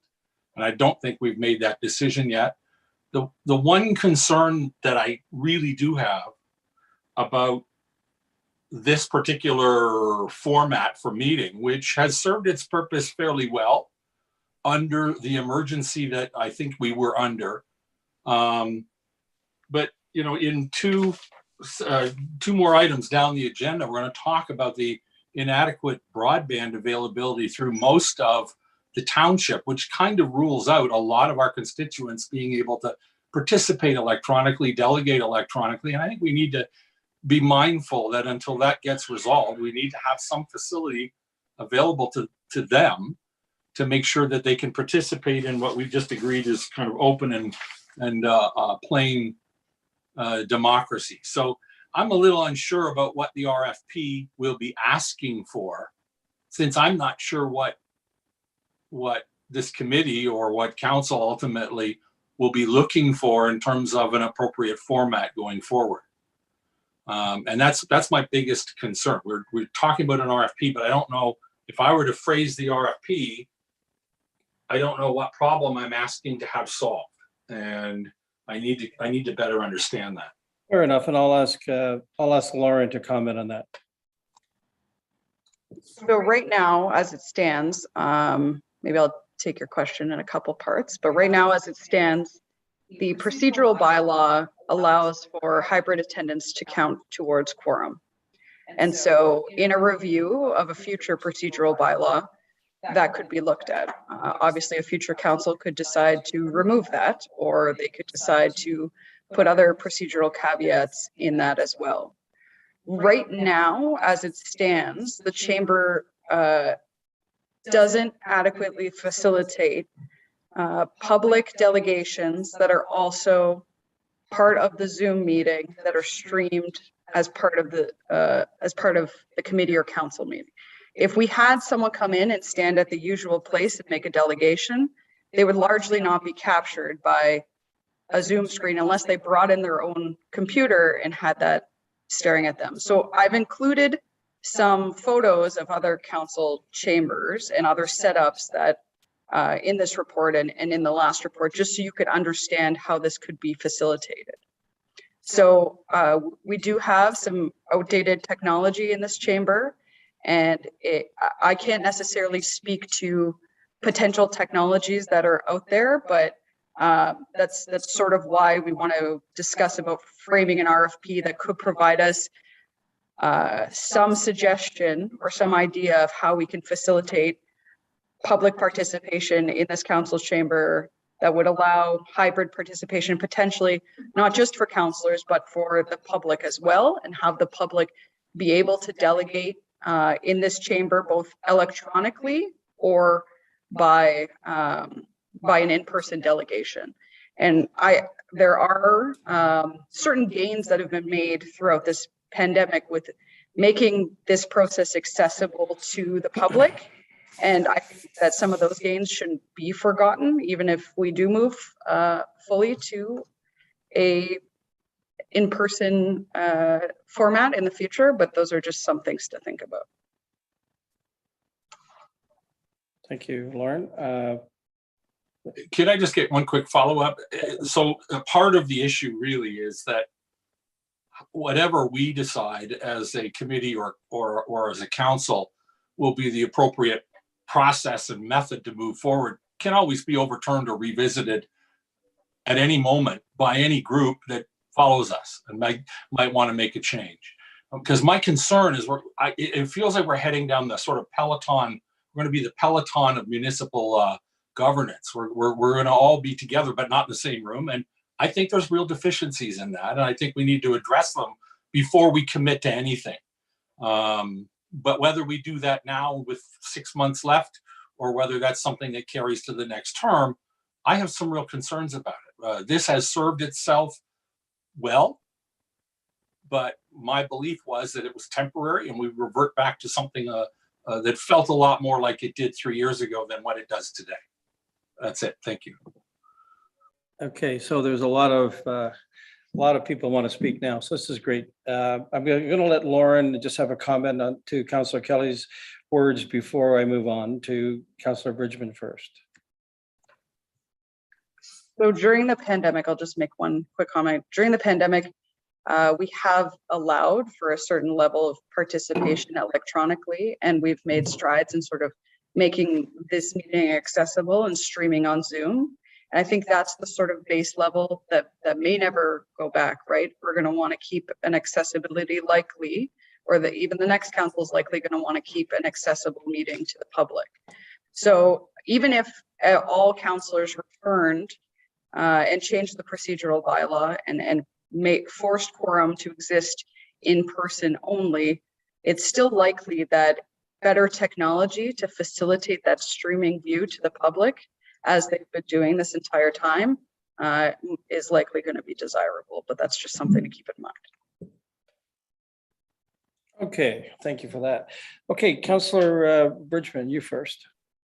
Thank you, Chair Zavitz.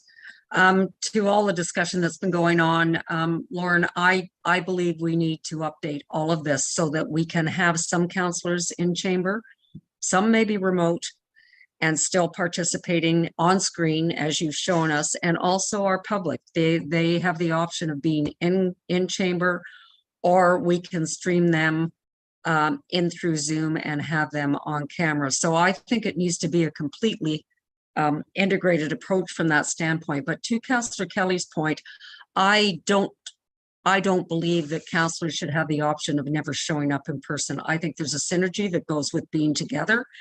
And there's a commitment to this area if you are here a certain amount of the time. So I would like to see maybe 3 months. I don't know what the actual number is, but I would like to see a designation for the number of times you can zoom in to a meeting. So that is my comment. I guess it could be changed going forward, but I have real concerns about it staying completely open for everyone. That's Good. Okay, thank you. And that is a slightly different discussion, certainly. What we're contemplating here is very specifically this RFP, but I do think that what's come of this as a result of the topic is a much broader discussion. So your words are well taken, and we'll revisit that, I'm sure, in moments. So Councillor Roberts, I think you go ahead, sir. Thank you, Chair, and through you. And I have been doing Zoom meetings since the 70s with a company called Bell Canada, where we brought people together from different regions. And I really see the value of that. And I see the value of moving into the 21st century, that that we can have people work remotely, very valuable, knowledgeable people to contribute to this. I do agree that we should come together when needed. I wouldn't say there'd be a limited number of times. We should be more once per quarter or something like that, in my opinion. But that's a conversation for another day. Mr. Chair, I do have a question directed to the CAO, if that would be possible. Go ahead. All right, Director Hammond. In the IT world, and I'm sure in other worlds, you would have two types of requests. One was a request for information, and one was a request for proposal.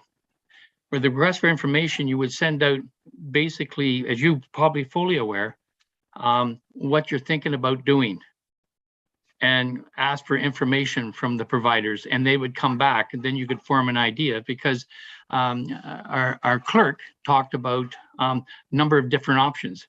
If we did the request for information first, and then given that, we could craft a real good RFP. So I'm wondering, is that possible in a municipal politics to do that, municipal environment to do that? CEO. Chairman, through you, thanks to the councillor for the question. We have to follow our procurement bylaw, and so it's the process is expressly identified in that bylaw. That said, we certainly would ensure that in the preparation of an RFP that it is informed appropriately with the right terminology, and I'm sure that if committee decides to proceed between Ms. Tarasuk, myself, and Mr. Donaldson, will ensure that the process has the right information. Thank you. Follow up, Mr. Chair, to that. Sure. If I could, thank you very much. Like I see this a request for information outside the procurement. You're not going to procure anything at this time. You're just data gathering. You're gathering information, because we are not experts. We just sort of know what we need. So then the RFP, which is very formal, and we have to pick. There's rules. We pick the top whatever, and we go through it. We're here. You're gathering information. So, anyways, those are my thoughts, and I think we should maybe engage someone or to help us write the RFP in this area. Thank you. That is all I need to say. Okay, thank you. I'm going to let the mayor, then Councillor Hayes and Councillor Mazan.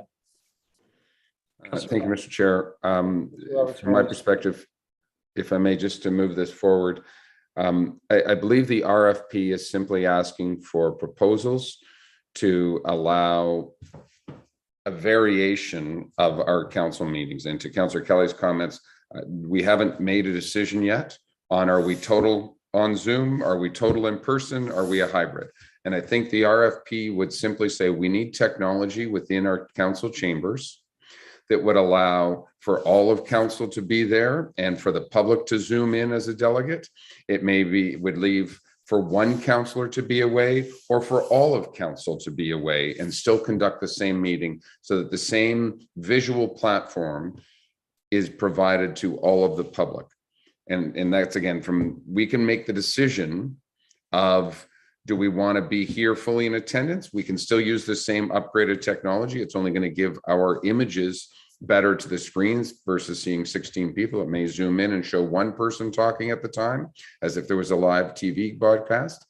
But the ability for some of council or some staff to be away and still participate electronically in the meeting is, I think, the only thing the RFP is doing.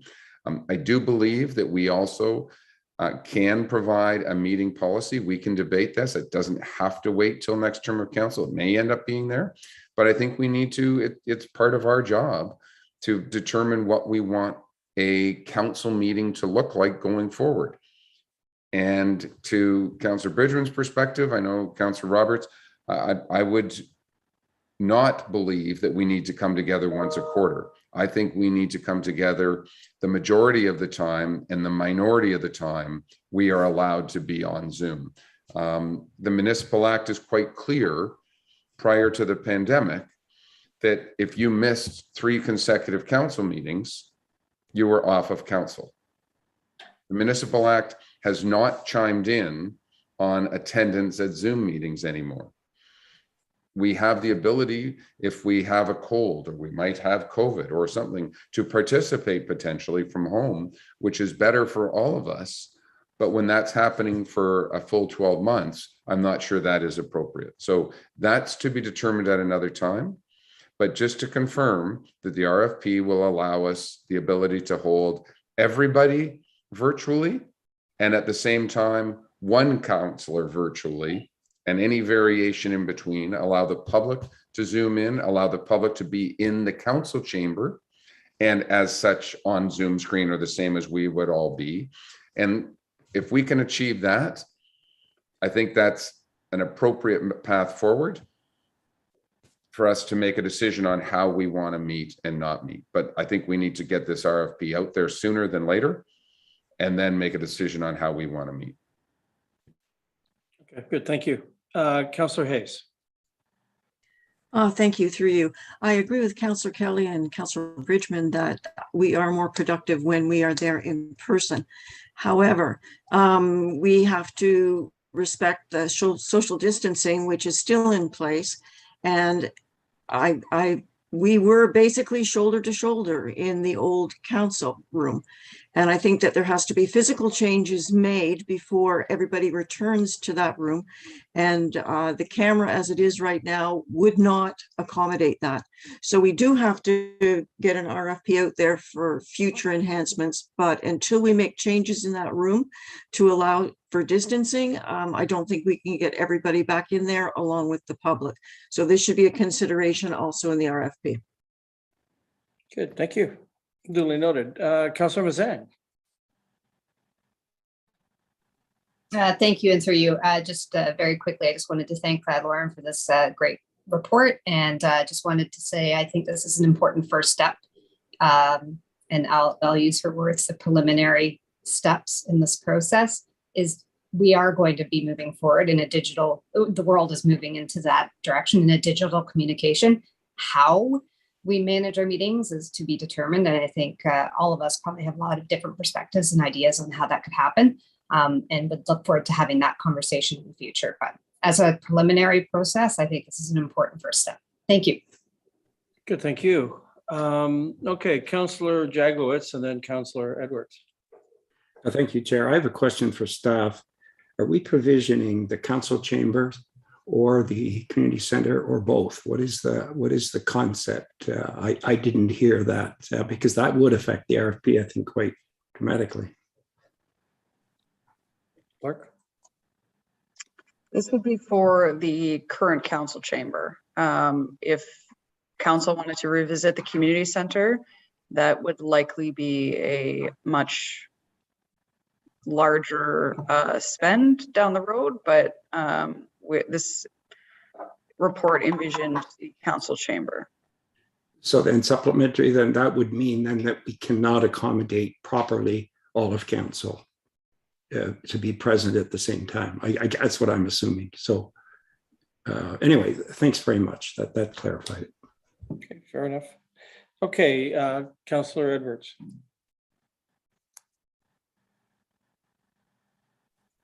Thank you, Chair Zavitz. Just a few things. First of all, I thought we spent approximately $30,000 or $35,000 on getting the technology over to the community center so that we could have meetings in the future, and that. And secondly, if we put an RFP out now, we're getting very close to a lame duck council, because from what I've heard, there may be 3 councillors not running, which then would put it lame. And I can't see spending taxpayers' money on this. I think it should go to the next council. Not only that, the pandemic, there may be great strides between now and next year on that we can. But I think the district are looking at these things. I think that there should be a lot of in-person meetings in the future. I don't know how that will be done. Let that be the next council. But at this time, to spend upwards between $35,000 up to $200,000, I don't think this council should be approving that, and I would not be supporting it. Thank you. Good, thank you. And because just for interest's sake, within the financial implications of the staff report, it does very clearly state that as there was no allocation in the 2022 budget for council chamber enhancements, council would need to authorize the use of IT reserve funds. So I just point that out to Councillor Edwards' words there. Thank you. Okay, Councillor Roberts, and then the mayor, and then Councillor Kelly. Thank you, Chair, for allowing me to speak twice. I don't think we should limit the RFP to just the council chambers. I'm sure there's a solution that is easily transferred between the 2 buildings, or in the case of a disaster, to a disaster building because of the internet and stuff like that, or and the broadband, which hopefully will have. As far as the $200,000 expends, I don't think this is asking for us to approve $200,000. It's just asking us to seek out a proposal of what it could be. Am I correct? Yes. So it's just to get the RFP off, and then if it is the decision of next council, at least they have the information from the RFP. Okay, good. Thank you, Mayor. Thank you very much. Councillor Jagowitz and Councillor Roberts sort of led into my question or comment. I think we have moved traditionally to the community center when we have too many public viewing, that the public needed to see what we did in person. Today on Zoom, we have no need to ever move to the community center because unlimited number of people can tune into the webcast and watch what we're doing on Zoom. I think, and Councillor Roberts, I think may have explored this, there's almost a hybrid council chamber and community center broadcast, that a broadcast camera in the community center could accommodate 300 persons watching. There could be a Zoom camera microphone for them to delegate, but we remain in the council chamber. And I think the advent of Zoom will allow us the ability that we may never have to leave our council chamber again to hold public meetings, that the public can be in another facility and yet we're Zoomed participants. So I just want to make sure the RFP, I think, covers that off. The high-speed internet, I think, is certainly the basis. Councillor Edwards alluded to that, of equipping the community center with that technology. But I think a large screen projector to be able to see on Zoom what the public may want to see from the community center, I think is appropriate. So that certainly should be included in this RFP. And I'll make the statement again. I do not necessarily believe this has to be put off to the next council.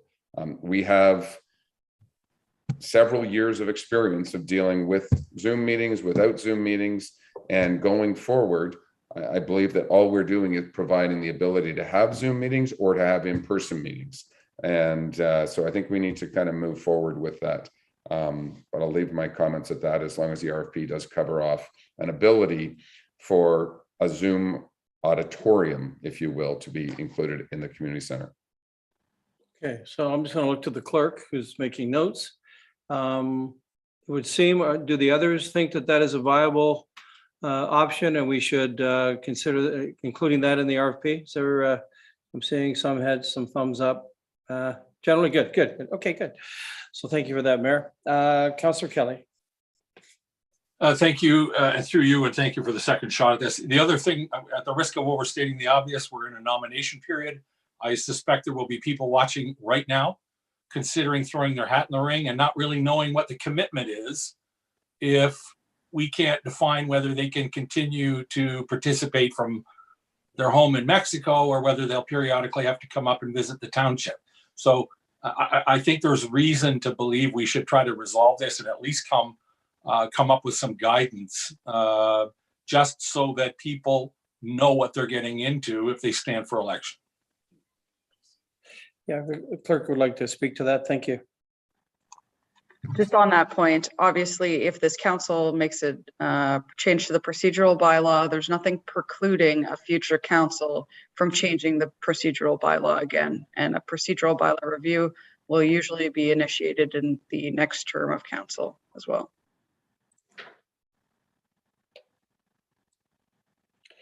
That is a wrinkle. I mean, this is a bigger discussion, but I suppose it doesn't have to be. I've had a number of discussions with staff on this issue, and it's a difficult one because I've declared I'm not going to run in the next election, and yet if I knew that I could be, because I won't be here, but I will be close, and there will be times when I'm here. If I knew that I did not have to physically be present, I perhaps would consider running again, because the time commitment is major, and it's distance, it's for my family, et cetera. So, but I'm also cognizant through our good clerk who spent a lot of time with me, understanding that whatever we decide as an entity here and now can go away as of 2023, the new council sitting. So I'm just going to have to be a big boy and deal with it that way. But listen, I think it's a really good discussion. I think the RFP looks like it's going to be a go from what I'm understanding from the general discussions here today. So I do have a resolution here, and I appreciate your time. We're just going to make a minor amendment to, I suppose it will say as amended. And with this good discussion, so we'll just take a moment to do that.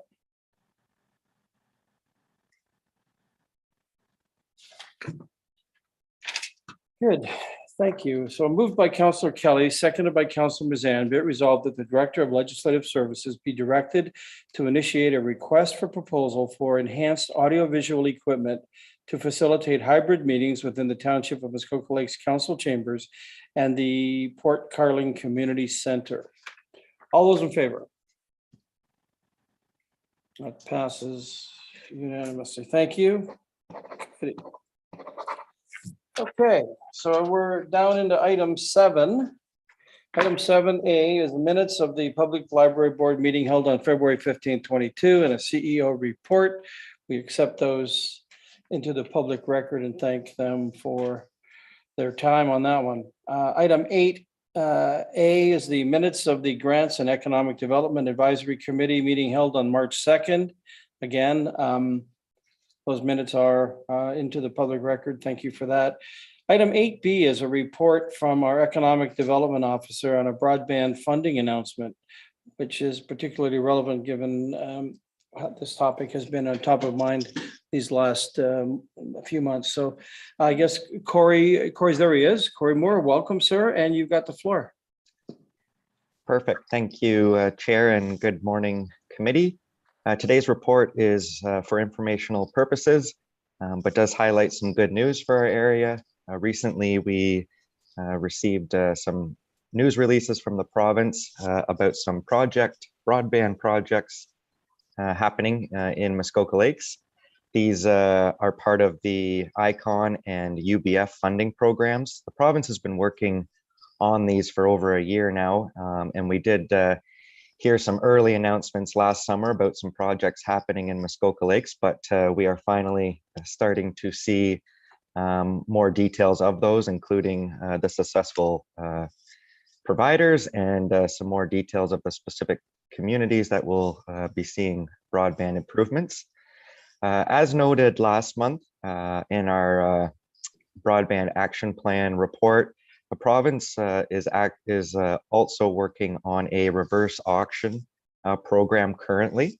They started this process this past fall and over the course of the winter, and a little bit of a different program than we are used to seeing in the grant world, I guess, where the province has actually identified specific areas that they would like to see serviced, and accepted proposals for those areas from potential bidders.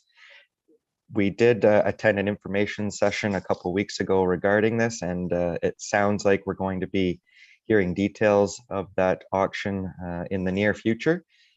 So I will continue to watch for those updates and update committee as soon as we hear anything in that regard. And the final point I just wanted to update committee on, we did discuss the Broadband Action Plan with our Grants and Economic Development Committee last month. And we had a discussion regarding broadband development in the township more specifically.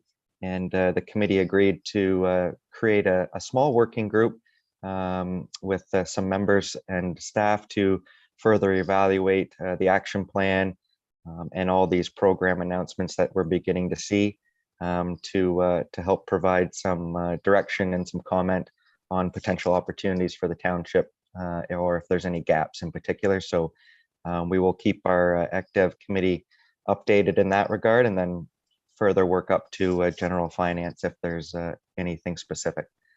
With that, Chair, I'd be happy to answer any questions. Thank you. So this is live television. I'm going to ask Barb, our Councillor Bridgman, who this is close to her heart. I know in ECDev, as that special committee, I'm going to put you totally on the spot. This is unrehearsed. Do you have any thoughts on this? I'd love to hear your commentary on, this is good news. Oh, thank you, Chair Zavitz. I think it is good news. To Corey's point, I think we wait to see what those auctions end up resulting in terms of our area. But I think we really felt with Councillor Mazana, myself, and public member, that we really want to concentrate on just the township. We want to make sure that we can get to those people off the lake, down the road, that isn't very populated, that we can also ensure that they're going to get broadband too. So we've got our work ahead of us. I think we just confirmed our first meeting this morning, and we'll get the framework done for that. But I mean, it is good news. There's more money coming out. And so if we can get better coverage to the towers, we may be able in the township itself to be able to speed up coverage to those more rural areas, because we have a lot of rural areas here. Thanks, Chair Zavitz. Thank you, and thank you for your involvement, your group. Thank you so much for that. Okay, so Corey, thank you, sir. Appreciate your report. That ends that aspect of it. Number 9, we have on the agenda, we have unfinished business. Is there any committee member that wants to raise any thoughts, questions, concerns on item 9, unfinished business? Seeing none, we'll move on to item 10, which is new business. Sorry, Councillor Nishikawa, go ahead. Sorry, I couldn't get my hand up soon enough. I just want to ask, I being asked, and as of last night, is there any chance that we are going to get our historic plaque that does mean something to the area of Ballot? Are we ever going to get that replaced and returned to the Shield parking lot? Because it was the place that people could actually go and stop and look at the information there that actually represents our community. So I just wondered, are we going to get that back? Good question. Again, I'm putting everybody on the spot today. Director Becking, if you're with us, I hopefully you are. There you are. I do know that we've had discussions a number of times about this, and it. Anyway, I'll let you chime in if there's any updates or. Thank you, Mr. Chairman. the pandemic caused some problems with the Ministry of Sports and the like that is responsible for these historic plaques. They are aware that the plaque has been damaged beyond repair. I gather that they have a program to review replacements of historic plaques and to evaluate it. They've indicated that they've added the Shield parking lot plaque to their list to be reviewed. I gather that the list is somewhat lengthy. There has not been any recent update, but I'd be happy to follow up with the ministry and see if there's any update from their perspective. Thank you.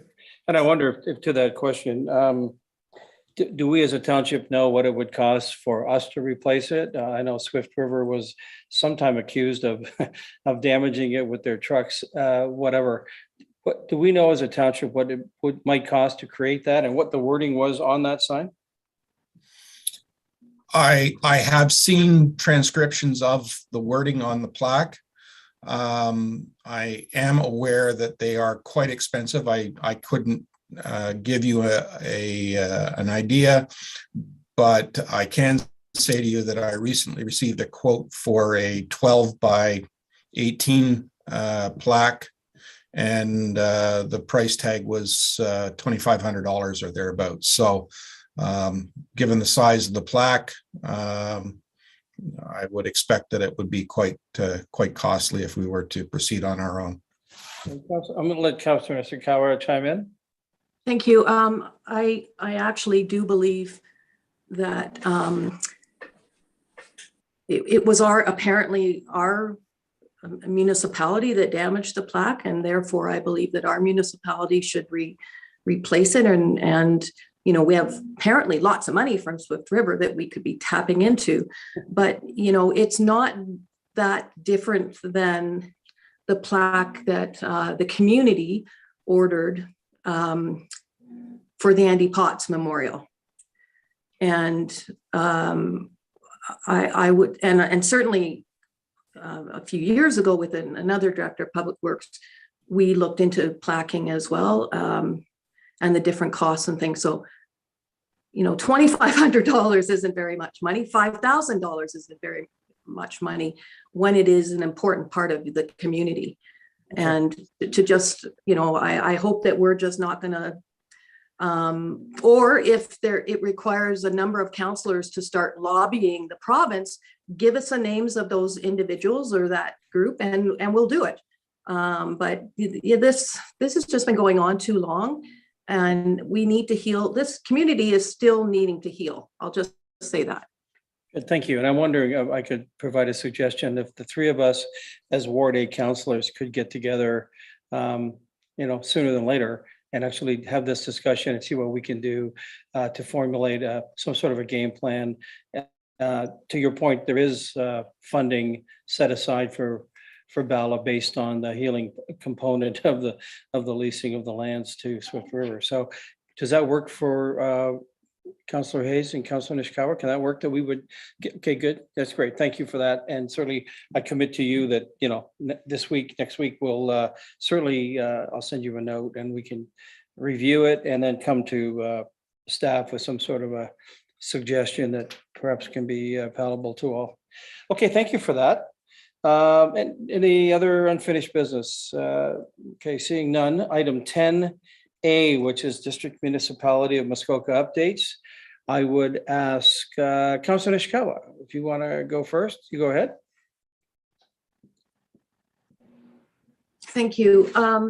So for health services, our meeting, we had a presentation from the health unit, the Simcoe Muskoka Health Unit, on an opioid strategy. Some may or may not be aware of deaths in your own community. Certainly, I am aware of deaths in Ward A, young people dying of opioid issues.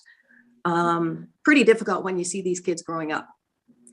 And that's what's ending up happening. So they updated us on that strategy, which isn't very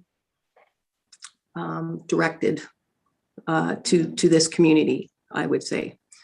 The Fairburn, and I think Frank might be able to speak on this a little better, but Fairburn on a variance discussion, we've overspent on our legal. We're still trying to sort all of that ownership model transitioning over from a private enterprise into the district.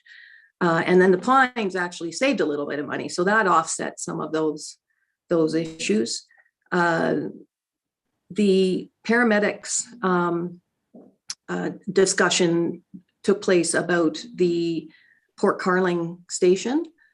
And again, looking forward to learning more about that. There is some possibilities of some additional lands there that that was discussed, and again, potential partnerships. I think many of you know where the location is. It's just close to Brent Quarry on 118. And then the STEMI, which the paramedic program has taken on.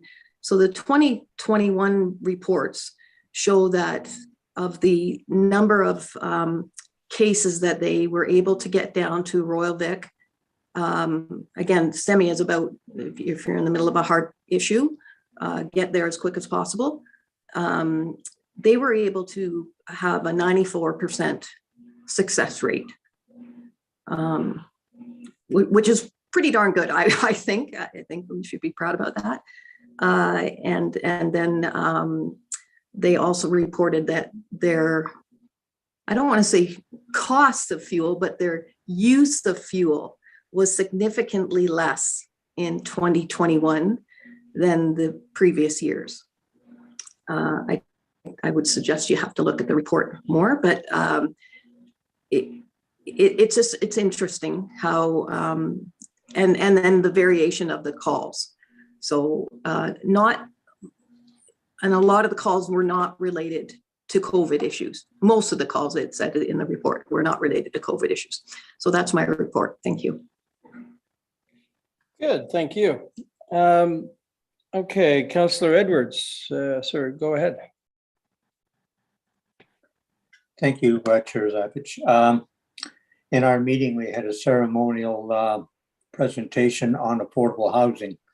There was a group on Indigenous people, one on Habitat for Humanity, and one more, and that on what they're doing for homelessness. And it was the article was in the local newspaper if anybody wants to read it as well.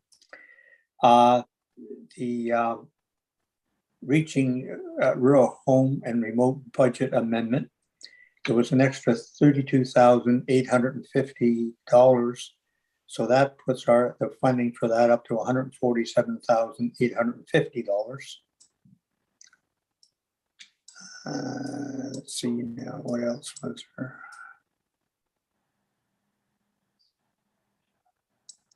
There was a Georgian Bay have a joint GIS program modernization, and that which they are going to work with the district, and they are going to fund that. And their service charge for that will be $44,164. And it was just some in that condominiums in Huntsville that were on the budget. Anything else like that? There was also a special meeting for the Manette official plan amendment. It was a public meeting. I think some of the other councillors attended. So, and that is my report. Thank you. Okay, good. Thank you, sir. Thank you for attending on our behalf. Okay, Mayor Harding, you're up next.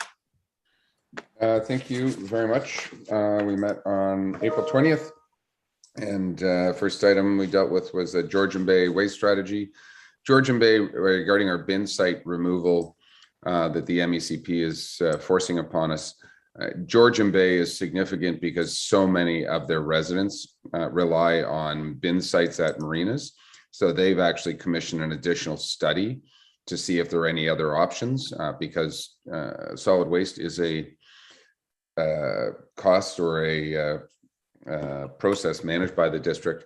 They came to district council, to our engineering public works, asking for some help in funding that additional strategy, and we have agreed to pay up to 50% of that. So it might be another $12,000.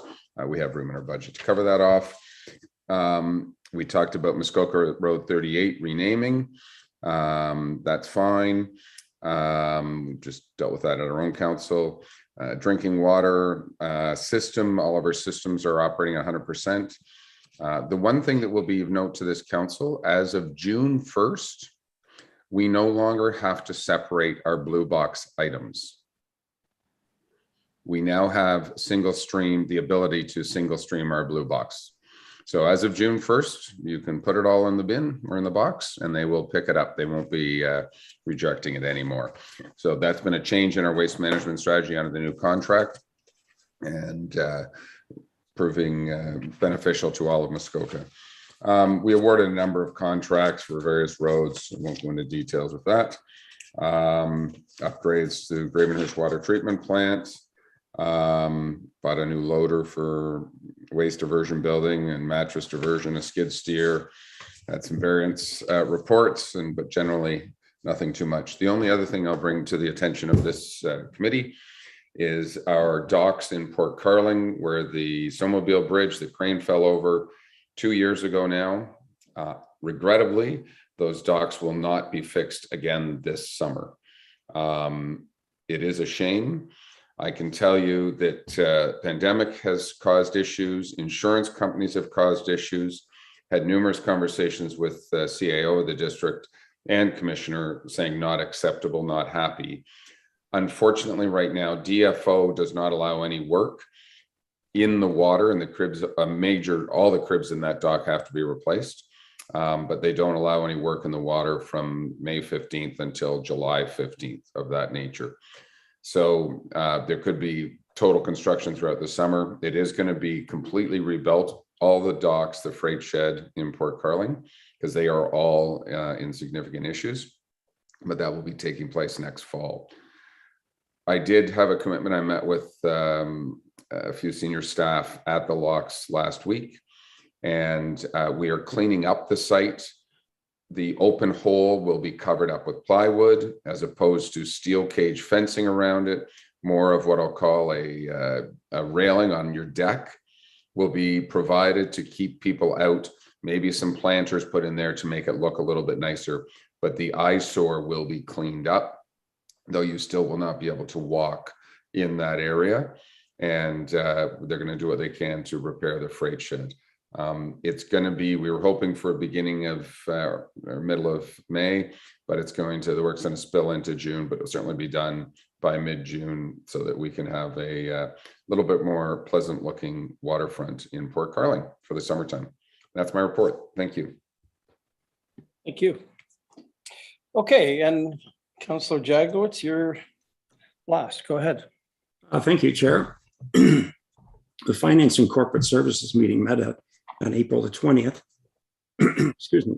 And there's two items of note there. The first was we had a presentation from a group wanting to create a William Grenville Davis Great Lakes Center in Georgian Bay.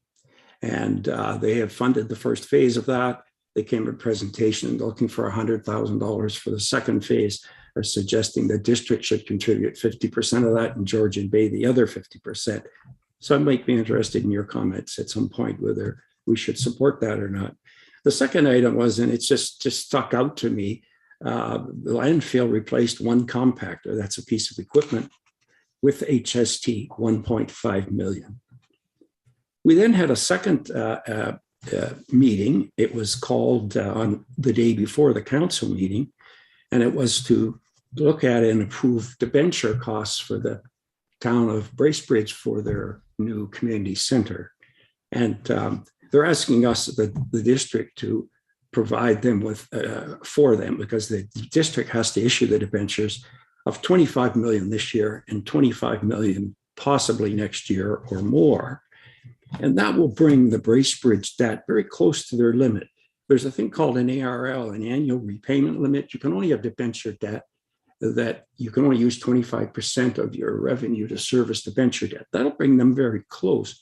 And just as an example, there's only 67 million in debt for the entire district. 37 is the district, 30 is the rest. So this will be adding a lot to the debenture debt. Our debt, by the way, is 683,000. So then there was a council meeting on April the 19th, and the matter of Ferndale Road came up to that meeting. And I'd just like to comment on that.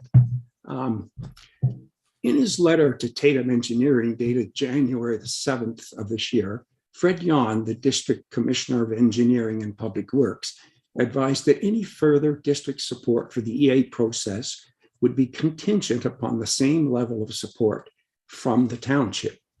So Tatum Engineering did a brief presentation on the road realignment to this committee on February the 16th. There followed some discussion, but no resolution was passed supporting an EA process, as confirmed by the minutes of that meeting. There was not even a nodding of heads or any consensus reached. In fact, just the opposite. It was expected that the proponent would come back with additional information at a later time, especially in light of the serious concerns raised by committee members about the possible negative impact on the Hazelwood Trail.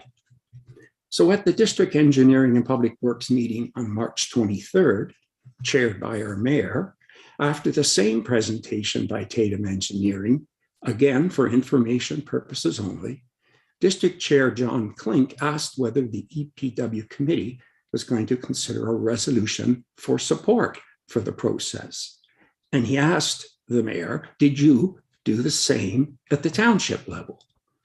Our mayor replied that we did not at the township level provide a specific resolution, but we agreed verbally that the EA process could proceed.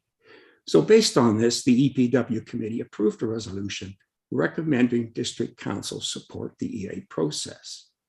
So then now we come to the district meeting on April 19th, where that resolution was considered. And our mayor acknowledged that many Muskoka Lakes councillors were concerned with his comments at the EPW committee meeting, where he stated that Muskoka Lakes was okay with EA moving forward, and that if he misspoke, he apologized.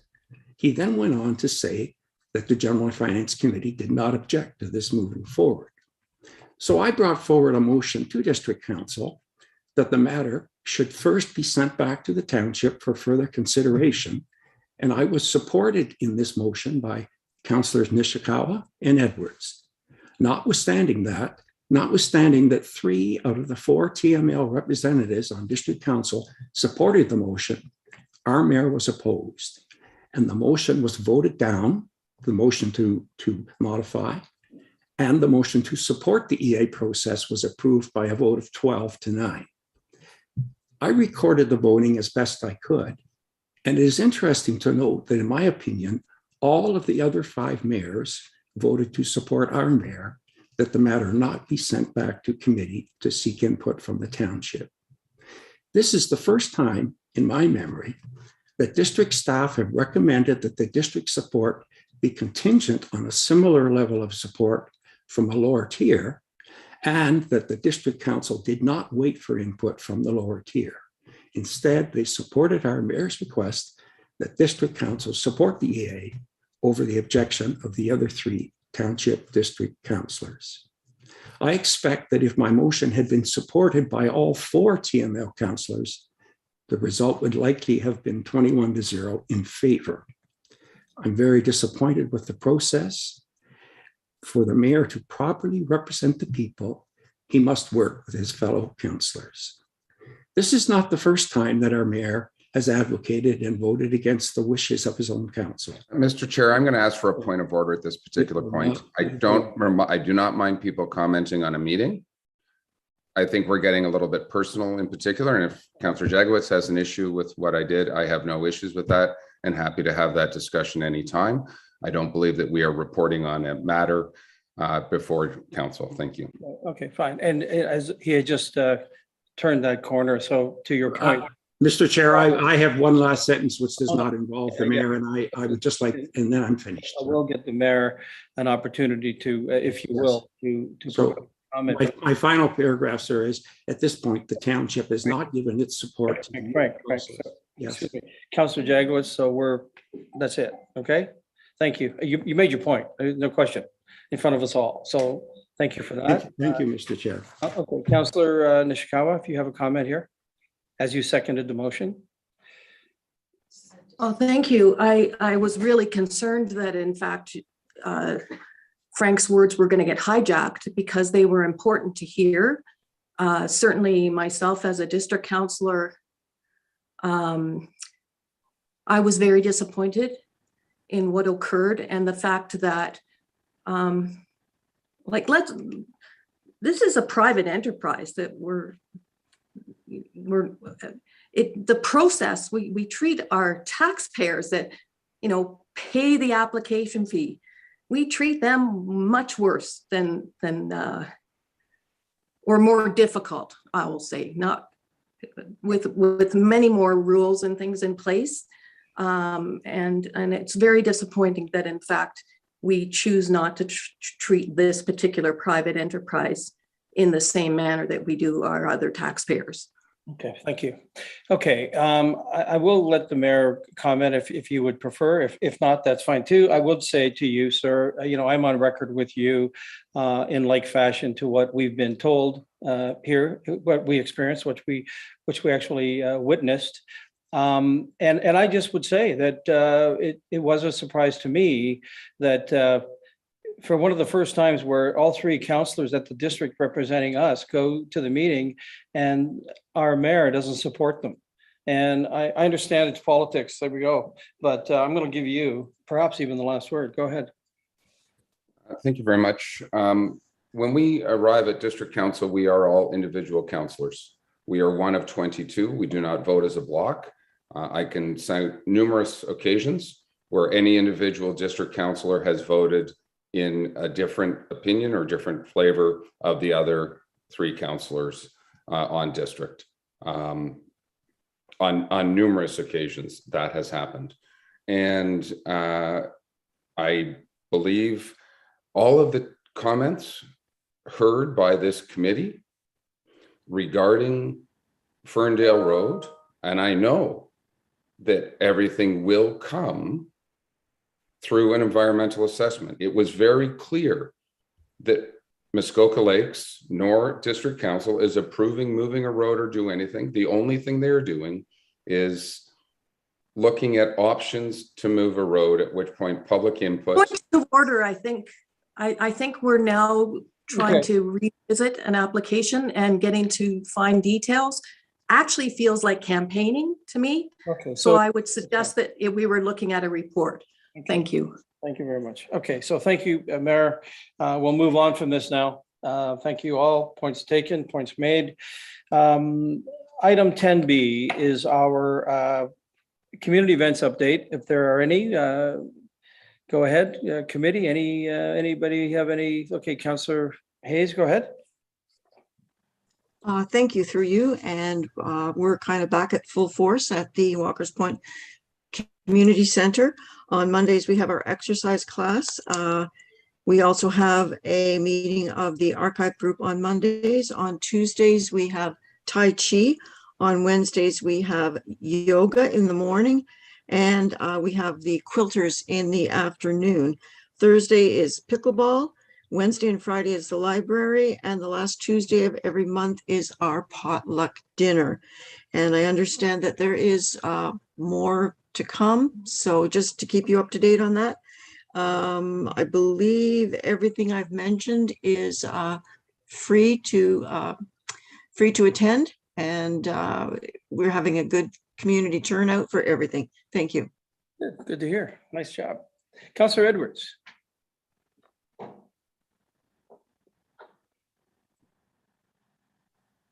Thank you.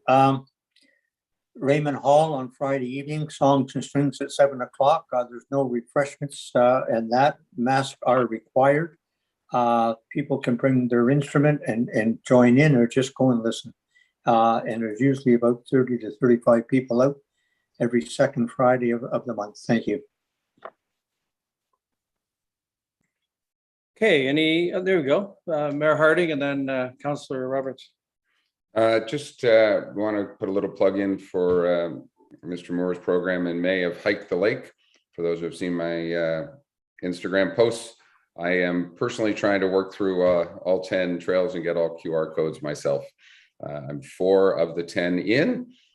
This week, I probably won't get a chance to do much, but I will be back at the trails next week, trying to register my opportunity. And if I happen to have a name selected as one of the winners, it will be donated to charity. So get out there and hike the trails. Well, thank you. Okay, Councillor Roberts, go ahead. Well, thank you, Mayor, for that somewhat. I see it as a personal challenge to beat you, just because what a great idea. And I sort of put it out to all our councillors, and I'm sure my peer on the Parks and Trails Committee would say the same thing. Get out and visit our trails, and then get insight into how we can improve these great trails we have. So now I got to put my hat on and go fight the mosquitoes and black flies to do this. In the Milford Bay Community Center, we are alive as the other communities are. We got cards twice a week. We got the knitting club. We've got pickleball coming everywhere.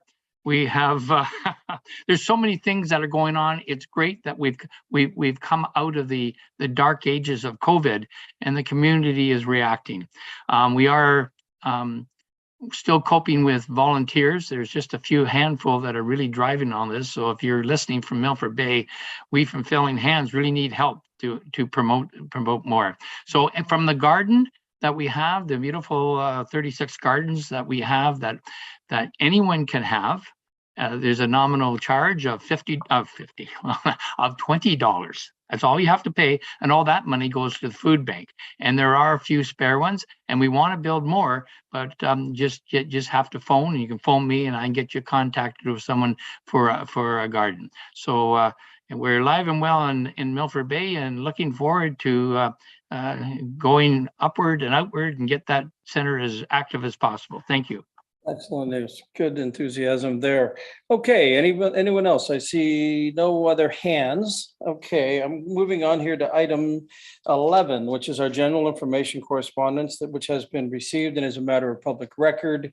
There are some 17 items, A through Q. I know everybody's read them and looked at them, understood them. Is there any appetite here for the Township Muskoka Lakes to chime in on any of these, or are we accepting this for general information at this point? Okay, I don't see any hands on it, so we'll move on from that. Thank you, committee. There is no closed session. I will move to adjournment. Thank you for your time this morning. Moved by Councillor Bridgman, seconded by Councillor Jagowitz. Be it resolved that this meeting adjourn at 11:43